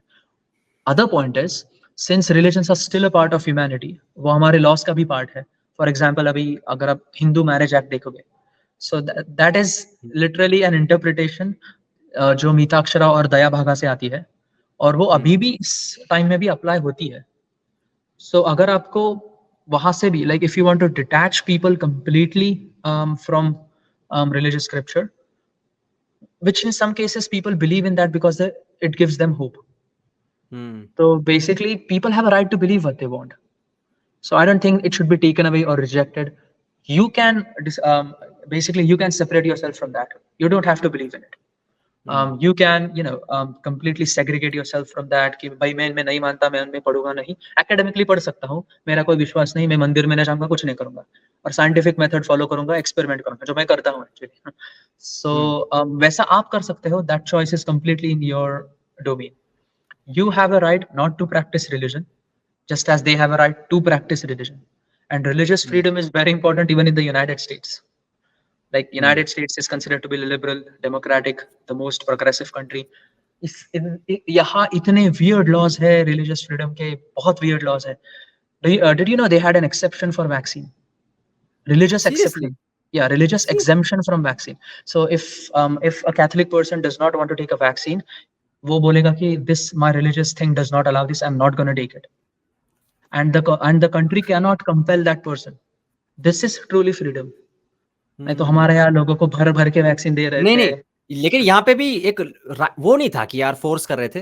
मर्ज़ी है हुँ, मैं मेरी बॉडी है यार, यहाँ या लेकिन रिलीजन नहीं था, रिलीजन बीच में नहीं आया था, वहाँ रिलीजन बीच में आ रहा है। या हुँ, इधर या अरे this is nothing. I'll tell you a case here. Recently I was teaching a class on religious ethics and healthcare. Hmm, So that is a class where patients have certain religious beliefs, hmm, and if they want to perform a certain treatment, अगर उस treatment perform करने में अगर उनका कोई religious belief violet हो रहा है, तो वो कैसे उसको टैकल करे? इस पर पूरा क्लास था कि is that treatment ethical from a religious point of view for that person? For example um. अगर किसी को जीनो ट्रांसप्लांट करना हो कि जीनो ट्रांसप्लांट मतलब बेसिकली एक सुअर का लिवर लेके तुमको लगा दिया या फिर सुअर का किडनी लेके तुमको लगा दिया, पर वो बंदा मुस्लिम है, तो वो बोलेगा नहीं, ये नहीं, मेरे रिलीजन में अलाउड नहीं है। So hmm, will you force that treatment on him? No, not at all. And he's allowed to have that exemption. Abortion rights are subject also to religious rights, by the way. Hmm. CRISPR जो new technology है अभी reproduction हाँ, हाँ। Technologies में, that is also subject to religious grounds. If someone wants to deny the treatment on religious grounds, the United States cannot force the treatment on that person. So clearly, यहाँ religion का influence दिखता है. Not just in biological, even in social issues. Like for example, Bob Jones नाम की university है इधर. So that's a Catholic university, and that was a tax exempt university. उस university को tax नहीं था because it was funded by the Catholic Church and it was providing free services for the society. But Bob Jones was discriminating. उन्होंने ये बताया कि हम काले lesbians को नहीं लेंगे, लेना ही नहीं हमें क्योंकि वो काले और lesbian है. तो अभी ये तो अब अगर आप इधर बोलोगे तो आप बोलोगे ये अरे ये क्या. यूएस में वो obviously they were sued for that. Court में जाके उन्होंने जो आर्गुमेंट दिया और उसके बाद जो डिसीजन आया, तो what do you think in whose side the court favoured? Did they favour the Catholics side और did they favour the LGBTQ black side? Simply Catholics religion. या बट ये क्यों किया पता है? So they said that we cannot force you to do something that goes against your religious principles because your rights are protected by the First Amendment and the 14th Amendment. But we can take away your tax exempt status. तुम discriminate करते रहो, we cannot compel you to not discriminate. But we can definitely take away your tax exempt status. So Bob Jones University का tax exempt status revoke हो गया. They were started, tax उनको लागू हो गया. Until recently वो भी चला गया and they can still discriminate. But US cannot do anything. तो आपको लगता है कि रिलीजन जो है वो इस लेवल पे इविल तो है यार, मतलब डिस्क्रिमिनेशन सिखाता है, इंडिया के अंदर भी बहुत होता है. So this is not so the thing is now if you say the religion is evil, the same Catholic university was providing free education for other people. And if you consider in US Christianity का बहुत like Christianity is the majority religion here. So इधर बहुत से hospitals they are funded by Catholic. बहुत से hospitals are Catholic hospitals. And that's a majority, and they provide free services because they care about humanity.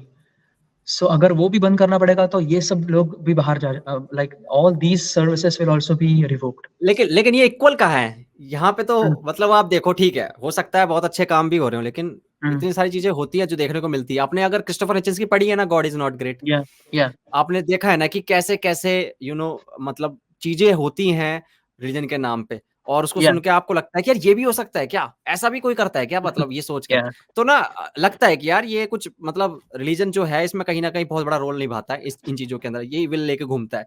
Yeah, so definitely religion is responsible for many social evils, like many. I wouldn't even deny that on live stream.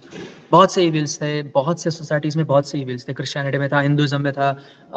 आप अगर Arabia में देखोगे उधर अभी भी है. Like apostasy is punishable by death in their countries. So yeah, social evils definitely come from religion. Some of the social evils. Some of the social evils do not even come from religion. Like if you consider wars and stuff. अभी अगर आप माओ का example देखोगे, माओ खुद atheist था and he committed a genocide. Stalin खुद atheist था, he committed a genocide. So it's not only that religions are responsible for social evil alone. Social evils can be present irrespective of religion. But yes, majority of the evils that we have today come from religious ideology. But that itself does not make religion an evil thing. And on top of it, you need to specify what evil means. Because irrespective of religion, agar aap animals ko maar ke khate ho, so vegans would call you evil. I'm a vegan. So for me, you are doing an evil act, even though you're not religious. And in fact, जितने भी लोग हमने मारे हैं through out religions ने मारे हैं लोगों को, जितना भी इनजस्टिस इन्फ्लिक्ट किया है पिछले 500 साल में, every year humans kill 74 billion animals. Every day humans kill 200 million animals. तो 74 बिलियन एनिमल्स जब तुम मार रहे हो yearly, that is literally holocausting animals. That is absolutely evil and you pay for it. So evil शब्द का मतलब इधर, like for me that is evil, even though you're not religious.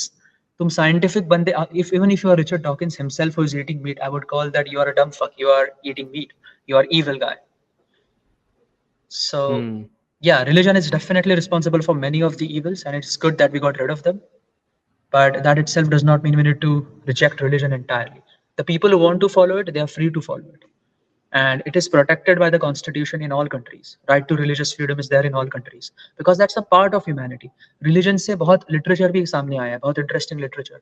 Religion से philosophy सामने आई है बहुत सी, like Christian philosophy, a medieval age की पूरी philosophy is inspired from Christianity and Catholicism. So it's not just that religion is responsible for only social evils. That is one of the factors. Literature है, art है, architecture है, कितने सुंदर मंदिर है जो रिलीजियस ग्राउंड्स पे है. इस्लाम में कितने सुंदर आर्किटेक्चर आपको दिखाई देते हैं. If you see Kaaba, like I have not, no one, we cannot see Kaaba because we are not Muslims, but it is a beautiful piece of architecture अगर आप उसको देखोगे. So that is coming from religion. अगर आप Sistine Chapel देखोगे, Vatican City देखोगे, that is all a part of art and architecture. Paintings कितने थे inspired by religion. Leonardo da Vinci created a whole painting of Last Supper. That is inspired by religion. So purely on face value, you have many other things that are coming from religion, as well as social evils coming from religion. So हम social evils reject करके religion को फिर भी रख सकते हैं. We just need to take care that it doesn't influence harm to the society. That's all. And that is where I agree with it. कि अगर society को harm हो रहा है तो उस चीज को reject कर दो.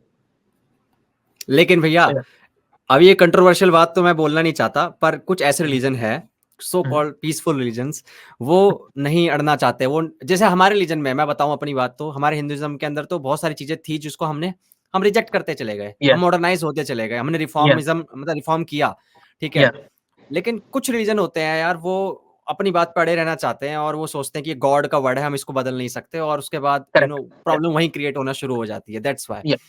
हाँ, आपके हिसाब से जो इंडियन रिलीजन्स हैं, हिंदुइज्म, बुद्धिज्म, जैनिज्म, इसमें आपको सिखिज्म या सॉरी या जो ये रिलीजन्स वगैरह हैं, इनके अंदर को क्या खूबसूरती नजर आती है जो कि आपको दूसरे रिलीजन में नजर नहीं आती है, अब्राहमिक रिलीजन वगैरह जो है? Oh, very good. Yeah, that's a very good question. So I'll split it into pagan religions and Abrahamic, because Abrahamic call other religions pagan. So पहली बात तो ये है जो फ्लॉप Abrahamic religions में है, that is radical monotheism. एक ही भगवान है और कोई अंडरस्टैंडिंग हो ही नहीं सकती भगवान की. There is no other way to approach God. This is the way. This is the book. और वो Judaism से है, but Judaism is kind of okay because Judaism allows argumentation. Judaism में argumentation is mitzvah. It's a holy deed to argue about law. उनका तोरा जो foundation है Judaism का, Torah is the law of Judaism. In fact, Judaism में एक popular verse है, God dances when his children argue with him. So Judaism encourages argumentation, और इसलिए बहुत से lawyers Jews होते हैं because they are perfect in argumentation. But उनका फिर भी एक foundation जो है कि if you don't believe in this entity, then you are subject to hell. यही Christianity में भी है. If you don't believe in Jesus as the savior, you are condemned. If you don't believe Allah as the God and Prophet Muhammad as his last prophet, then you are condemned. तुम जहन्नुम में ही जाओगे. ये Indian religions में नहीं है. So Indian religions do not have the concept of disbelief sending you to hell forever. So पहला difference ये है कि Abrahamic में timeline है, and that timeline is linear. God created the universe सीधे जा रहा है. After some point of time कयामत आएगी. और that's the judgment day, the end of all days. Hinduism में वैसा नहीं है, या फिर Buddhism में भी नहीं है, या फिर Jainism में भी नहीं है. They believe in cyclic. So the time is cyclical. So nothing is permanent. Even if you go to hell for your crimes, not if your disbelief से hell में नहीं जाओगे. So you won't stay there forever. You won't stay forever in heaven. क्योंकि वो aim ही नहीं. उनका aim ही ये है कि heaven में जाना है, या उनका aim ये है कि heaven में जाना है, मजे करना है, paradise है, और hell को avoid करना है. In Indian religions, the eschatology, it is called eschatology. The goal is to attain moksha in Hinduism. In Indian eschatology, like Hindu eschatology, whereas in Buddhism it is to achieve nirvana, which is slightly different from moksha, and in Jainism it is mukti, और Sikhism में भी like mukti moksha similar ही है. So our aim is not restricted to paradise and inferno. Our aim is beyond that. Our aim is to achieve salvation, to achieve liberation, to achieve moksha. So ये जो basic thought है, foundational thought between two religions, यही different है बहुत. और this is the difference in eschatology itself. Basically, eschatology is the idea कि ये religion humanity का end goal क्या बताता है. What is the ultimate goal of humanity? दूसरी बात है कि about social you could say social evils दोनों में थोड़े-थोड़े है. But अगर आप इस्लाम देखोगे, so Islam is a reform of Christianity. Christianity is a reform of Judaism. Judaism. Islam में Jesus Christ is accepted as the prophet of Islam, but he's not accepted as son of God. In Christianity, Jesus is God in human form. Whereas in Judaism, Jesus का कोई like there is nothing after उनकी एक book है, उसके बाद के prophets को वो deny ही करते हैं. There are no prophets after that in Judaism. So Judaism doesn't recognize Islam. Judaism doesn't recognize Christianity. Christianity Okay. doesn't recognize Islam. Islam recognizes all three.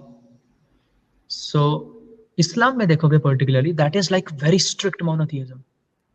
तुम जीसस क्राइस्ट का पुतला बना सकते हो, you can pray to Jesus Christ, but you cannot do that in Islam. That's shirk, that's polytheism, associating partners with God. So that is radical. That is subject to death penalty.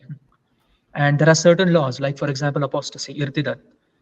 If you renounce your affiliation to Islam, अगर आपने इस्लाम छोड़ दिया, then you have committed a crime against God. And कुछ countries में there is a death penalty recommended for such things in their constitution, which is very Okay. dangerous. Yeah. There are 9 Islamic countries where death penalty for apostasy is recommended in their constitution. They are Islamic theocracies. Iran में है, Mauritania में है, Saudi UAE में है, Malaysia में है. पाकिस्तान? पाकिस्तान में नहीं. So Pakistan since India का part था, so Pakistan is, I would say it is almost authoritarian government जो इस्लाम पे ही चलती है, but वो दिखाने के लिए डेमोक्रेसी है. अच्छा. Yeah. और yeah, मतलब, so this is the one thing that I would say is the major difference between Indian religions and Abrahamic, and not just Indian. अगर आप Shintoism में देखोगे, Shintoism is the Japanese indigenous religion. उधर भी ऐसे कुछ hell और heaven है, but there is nothing permanent over there. And even they believe in very similar things that Hindus believe in. अगर आप Taoism में जाओगे, तो Taoism के भी concepts बहुत similar है. Greek religions के concept भी बहुत similar थे. Egyptian के concepts भी बहुत similar थे. So all these pagan religions had similar concepts. Abrahamic religion is an exception. और Abrahamic religions 3 major है और कुछ छोटे-छोटे religions भी है Abrahamic. तो the basic difference is the eschatology. कि तू भगवान में नहीं मानता तो तू hell में जाने के ही लायक है. और तू hell में जाएगा. लायक है नहीं, सिर्फ जाएगा तू. अल्लाह ने खुद कहा है तू hell में जाएगा. So that is the major problem. They simply cannot accept reformation, as you said. If Quran is the word of God and Sunnah is Hadith, basically, word of God cannot be changed. It is perfect for all time. Even after 20,000 years, Quran is still the word of God. वो change हो ही नहीं सकता. And so that is why a reformation in Islam, you can be hopeful about that. बहुत से imams हैं जो actually liberal है. वो चाहते हैं कि इस्लाम में revolution हो, reformation हो, और वो थोड़ा better बन जाए. But they themselves admit that it is a far-fetched dream. ये कभी possible हो ही नहीं सकता. So that is one thing. It cannot be changed, whereas in Indian religions, it can totally be changed. Like you cannot change the wordings of the Vedas, but you can interpret them in various ways. And that is open, like it's open to interpretation. मतलब एक तरफ बहुत ज्यादा harsh punishment है, खतरनाक level की, और यहाँ पर है पनिशमेंट, लेकिन वो ऐसी वाली नहीं है कि यार इंसान बिल्कुल डरी जाए, परेशान हो जाए, तकलीफ में आ जाए. दूसरा, हमारे वाले में हम बहुत ही ओपन है. हम जैसे कि मैंने अपनी यहाँ की बात करता हूँ, मैं एथीस्ट हूँ, फिर मुझे कोई प्रॉब्लम नहीं हुई. मैंने ये नहीं बोला कि मेरे धर्म वालों ने ये नहीं बोला ओए एथीस्ट कैसे बन गया तू. मैं बनारस गया था, मेरे को एक बहुत ही रिलीजियस बंदे मिले थे, मतलब अपनी अटायर में थे वो, हिंदू तिलक लगा के, और वो मेरे साथ ही वो मेरे को उन्होंने देखा, वो अकेले थे, तो उन्होंने बोला चलो साथ घूमते हैं. तो मैंने बोला कि हाँ मैं घूमने आया हूँ. तो वो बताने लगे किसके भक्त हो, क्या हो. मैंने बोला मैं तो एथीस्ट हूँ. कह रहे एथीस्ट हो, क्या बात है, बनारस में घूम रहे हो. ऐसा नहीं कि उन्होंने बहुत अजीब सा फेस बनाया कि ओहो ये तो एथीस्ट है, यहाँ पे क्या कर रहा है तू. तो ना वो बहुत अच्छा लगा मेरे को कि ओपन, मतलब माइंडेड है, यहाँ पे है ओपन माइंड, यहाँ पे सब कुछ. मैं तो सही बताऊं, ये बात हिंदू धर्म की नहीं है, मेरे इंडिया की बात है ये. इसने सब कुछ एक्सेप्ट किया है. इसने सब कुछ एक्सेप्ट किया, दुनिया से जो आया सबको गले में लगा के एकदम प्यार से मिला है ये. अभी थोड़ा प्रॉब्लमेटिक हो रहा है क्योंकि यार अब वो दिक्कत हो रही है, वहां से थप्पड़ आएगा तो हम थप्पड़ मारेंगे, सीधी सी बात है. बट हम हमेशा से ओपन रहे हैं, और ये खूबसूरती रही है. मैं देखता हूँ लंगर भंडारे, मैंने पॉडकास्ट में बोला था शेखर भाई के साथ कि हमारे यहाँ लंगर भंडारे चलते रहते हैं. आप तो इंडिया में रहते नहीं, बट यहाँ लंगर भंडारे आप खाया, कभी खाया भंडारा? नहीं, आप इंडिया में रहे हो? इंडिया में कभी नहीं रहे आप? Yeah, I've stayed in India. Like I'm an Indian citizen. अब वो तो ठीक है, पर इंडिया में आप यार रहे नहीं हो ना, तो भंडारे होते हैं, भंडारे No, पता है? I've stayed like I was in India for 25 years. तो भंडारे कभी नहीं खाए? महाराष्ट्र में तो ऐसा नहीं था लाइक अच्छा, भंडारा। चलो कोई नहीं, या मैं हाँ, बताता हूँ यहाँ पे जहाँ मैं रहता हूँ, देखो लंगर तो सुना होगा ना, जो हमारे लंगर चलते या रहते हैं गुरुद्वारे वगैरह हुँ, में। हाँ, तो हुँ, भंडारा भी वैसा ही होता है, ठीक है? ओके, हमारे यहाँ चलता है और यहाँ पे नॉर्मली कोई भी चला देता है, मतलब जैसे मेरा आज कुछ मन हुआ, मेरे पॉडकास्ट में मान लो 1 लाख सब्सक्राइबर ही हो गए, तो मैंने बोला चलो भाई भंडारा करा दिया, ठीक है? ऐसा वाला ओह! सीन होता ओके, है। तो मंदिर में जाते हैं, पूड़ी, सब्जी और हलवा वगैरह बिकता है। मैं हुँ, हुँ, देखता हूँ, जब मैं बैठता हूँ ना, तो एक बंदा मर्सिडीज़ से उतरता है, एक बंदा हाँ, उधर कोई दुकान वाला बंदा है, कोई बंदा, कोई औरत है, कोई गरीब है, अमीर है, सब साथ बैठ के खाते हैं। हुँ, हुँ, ये इतना खूबसूरत लगता है ना मेरे को देखने या में, मतलब ऐसा एग्ज़ैक्टली, लगता है या कुछ भी नहीं है, मतलब 1% ईगो नहीं है कि यार ओए मैं इसके साथ नहीं बैठ सकता, या अमीर है, गरीब है, ये इस तबके का है, उस तबके का है। ये बड़ा हुँ, हुँ, खूबसूरत लगता है। या तीसरी चीज़ मेरे को खूबसूरत लगती है, जो कि अक्षत गुप्ता बोलते हैं, द हिडन हिंदू के जो ऑथर हैं, ओके, कि हमारे में ना देवी भी हैं, मतलब बाकी हुँ, में देखो हुँ, कि मैस्कुलिन गॉड है, पर या हमारे वाले में देवी को भी लाया गया, लेट लाया गया, बट कोई बात नहीं, या देवी भी है यहाँ पे। यप, और देवी का नाम पहले लिया जाता है, जैसे कि राधा कृष्ण, सीताराम, ठीक है? या ये एक बहुत खूबसूरत बात लगी मेरे को। हुँ, हुँ, और एड्रेस भी, जैसे आप जानते हो कि हम जहाँ जाते हैं, हमारे पापा का नाम पहले बताया जाता है कि भाई मैं हुँ, सन हुँ, ऑफ इनका हूँ, सन ऑफ ये। पर या हमारे वाले देखो कुंती पुत्र, ठीक है? और यशोदा नंदन। तो माँ के राइट, नाम से भी जाना जाता है। ऐसा नहीं कि दशरथ नंदन नहीं बोला जाता, लेकिन माँ को एग्ज़ैक्टली, भी दर्जा दिया गया है वो वाला। तो ये या जब इतनी इतनी प्यारी-प्यारी बातें जब मैं देखता हूँ, तो मैं कहता हूँ यार मैं कैसे छोड़ दूँ इस कल्चर की खूबसूरती, मैं कैसे इग्नोर कर दूँ? जो लोग तुम लोग एग्ज़ैक्टली, बोलते या हो कि इसको पूरी तरीके से पीछे छोड़ के चलो आगे, मैं नहीं नो छोड़ नॉट एट सकता, ऑल, मेरे को खूबसूरती नज़र आती है।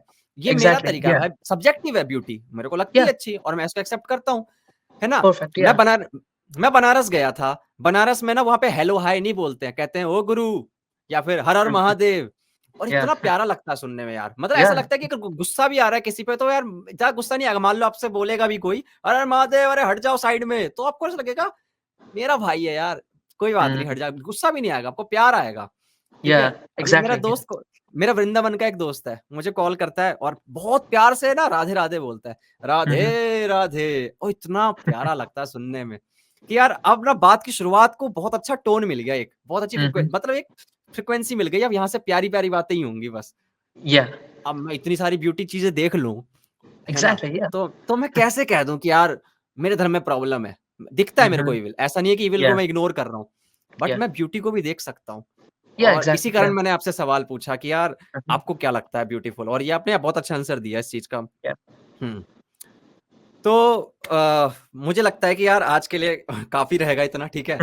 और ओके, एक कभी फ्यूचर में और पॉडकास्ट करेंगे, मेरे साथ जुड़े रहना, ठीक है? और एक सजेशन था कि यार आओ या यूट्यूब पे भी, यार बहुत ज़रूरत है आपकी। यूट्यूब पे या बंद मत करो। अभी मैं लाइक मैं सोच रहा हूँ कि यूट्यूब भी चैनल खोल दूँ। So what I am planning to do is start my YouTube channel when I get an equipment. Basically मैं लाइट बोर्ड बनाना चाहता हूँ। लाइक हुँ। Have you ever seen lectures by professors in here like in the US जो board के पीछे खड़े होके लिखते हैं बोर्ड पे और हाँ, ऐसा देखा लगता है है हवा मैंने। में लिख रहा है। हाँ, या हाँ, देखा है मैंने। सो हाँ। That is the concept of light board. So hmm. That is what I am building in my house right now. वो जब हो जाएगा। अमोघ लीला प्रभु को जानते हो? हाँ, मैंने नाम तो सुना है या हाँ, हाँ, ये इन्होंने भगवत गीता का एक कोर्स निकाला था, भगवत गीता को ओके, समझाने के लिए। ये हाँ। इसी बोर्ड पे बनाते थे, इसी बोर्ड पे Okay, बनाते yeah. थे। Exactly, yeah. हाँ। So that's best, yeah. So मैं that's what I'm preparing at home.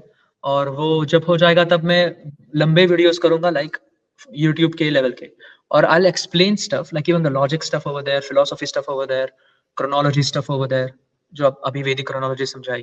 तो I can write hmm, it down while I'm talking about it instead of putting slides and the screenshots. तो या तब मैं हुँ। Definitely start करूँगा YouTube पे। अभी मेरा major is PhD in aerospace engineering. हाँ, देखा बट मैंने। मैंने टीचिंग असिस्टेंट की है रिलीजियस स्टडीज़ में बहुत बार, रिलीजियस स्टडीज़ हुँ। डिपार्टमेंट में। क्योंकि मेरा थोड़ा बैकग्राउंड है, मैं यूपीएससी की प्रिपरेशन कर रहा था, तो उसमें बहुत से ये अच्छा। टॉपिक्स आते हैं। सो फिलॉसफी? या फिलॉसफी एंड देन इधर आके मैंने फिलॉसफी के कोर्सेज़ लेना चालू कर दिया, लाइक प्रॉपर कोर्स वर्क। तो अभी वो मेरे ट्रांसक्रिप्ट पर भी दिखता है। सो दैट अच्छा। Is how I gained an interest in academic philosophy. और अभी बाद में तो हुँ। पढ़ते-पढ़ते अभी 3 साल हो गए मैं पढ़ रहा हूँ फिलॉसफी। इसके पहले मुझे एनालिटिक फिलॉसफी या एकेडमिक फिलॉसफी पता नहीं थी।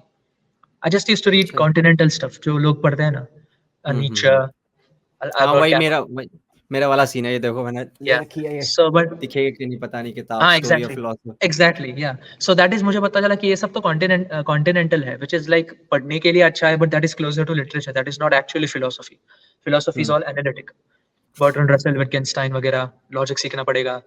तो then I started learning it, I started taking courses, वहां जाके अंडरग्रेड के बच्चों के साथ बैठता था, व्हिच इज गुड, क्योंकि वो बहुत ही रिस्पॉन्सिव होते हैं, इंटरैक्टिव होते हैं, एंड दे डोंट कंसिडर कि अरे ये बड़ा बच्चा इधर है आके क्यों बैठ गया। मतलब इतना भी बड़ा नहीं हूं मैं उनसे, बट दिखता है कि ये ग्रेजुएट स्टूडेंट है और हम अंडरग्रेड है। बट फिर भी यार मुझे अभी क्या मजा आया। क्या उम्र है आपकी अभी? 25? I am 27।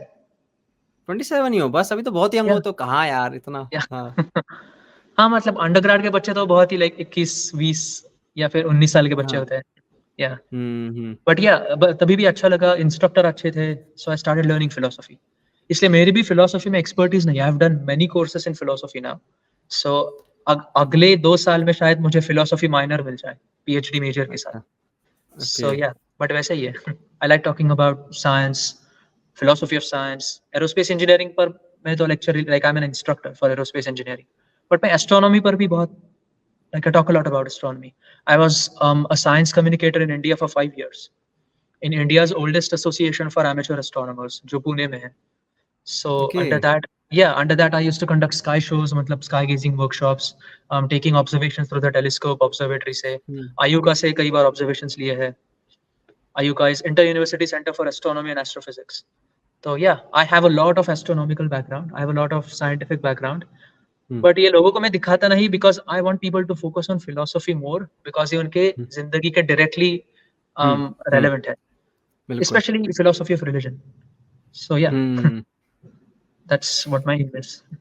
वैसे पता है, जब आप स्टार्ट करो ना अपना यूट्यूब चैनल या फिर अभी रील वगैरह बनाओ भी, तो लोगों को ना आर्ग्यूमेंट बिल्ड करना सिखाना। या आई आर्ग्यूमेंट्स हैव एक ऑलरेडी होते स्टार्टेड क्या दैट। या है ना, कि आर्ग्यूमेंट बिल्ड कैसे करते हैं और कौन से आर्ग्यूमेंट वैलिड होते हैं, इनवैलिड होते हैं, ये सब कुछ या उनको पता चल जाएगा ना, तब जाके वो देख पाएंगे कि यार जो सामने वाला बंदा बोल रहा है, आर्ग्यूमेंट सुनने में अच्छा लगता है, लॉजिकल फैलेसी अलग चीज होती है, बट हाँ आर्ग्यूमेंट बिल्ड कैसे करते हैं वो भी समझना बहुत जरूरी है। तो मैं बहुत या क्यूरियस हूँ, ऐसा स्टूडेंट आपसे बोल रहा हूँ कि प्लीज या बनाना।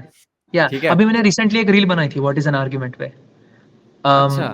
या व्हाट इज एन आर्गुमेंट पे रील बनाई है, और एक आगे रील आने वाली है अबाउट बेसिकली लॉजिकल ऑपरेटर्स, हाँ कंजंक्शन, हाँ हाँ। Disjunction, conditional, bye conditional negation, ये सब। ओके। ऑपरेटर्स So वगैरह जो निशान से होते हैं, एंड और बोथ के वगैरह, ये सब ये exactly, सब। so that is propositional logic. उसके बाद मैं predicate logic में जाऊंगा। सब तीनों logic system सिखा दूंगा classical logic के through reels and examples, so that people would know what I mean. यही दोनों तरफ से होता है। When I argue with an atheist, I ask him what is your argument, तो उसे पता ही नहीं चलता मैं उससे क्या पूछ रहा हूँ, और वो मुझे पैराग्राफ लिख देता है। I'm not asking for a paragraph, I'm not going to read that, I'm asking for an argument. Do you have premises and conclusion? यही जब मैं रिलीजियस बंदे से बोलता हूँ उसे भी समझ नहीं आता। कुछ वेदांती मतलब जो वेदांतिन है, जो अद्वैत वेदांत वगैरह सीखते हैं, उनको पता चलता है मैं क्या बोल रहा हूँ, बिकॉज वेदांत में भी लॉजिकल आर्ग्यूमेंट्स है, न्याय में भी स्थापना होती है, लाइक स्थापना, प्रतिज्ञा और उसका कारण, हेतु बेसिकली। तो उनको पता चलता है, बट उनको फॉर्मल लॉजिक नहीं आता, जो वेस्टर्न फिलोसफी में अभी बहुत आगे बढ़ गया। और वही मैं करना चाहता हूँ, to formalize Indian philosophy, so that we can build a strong theological basis for Hinduism. जो अभी ऐसे फ्रैगमेंटेड है ना, वैसे नहीं, वैसे it should be rooted in formal logic, जो अभी तक नहीं हुआ है इंडियन फिलोसफी में 1500 साल बाद। जो वेस्टर्न अभी बहुत आगे चले गए, ग्रीक फिलोसफी से अभी मॉडर्न लॉजिक आ गया उनके पास, तो वो करना पड़ेगा। हाँ, बस एक लास्ट क्वेश्चन पूछूंगा। कोई भी 3 बुक रिकमेंड कर दो, कोई किसी फील्ड की, कोई फर्क नहीं पड़ता, जो आपकी फेवरेट हो, सबसे फेवरेट, जो मतलब मेरे ऑडियंस को पढ़नी चाहिए।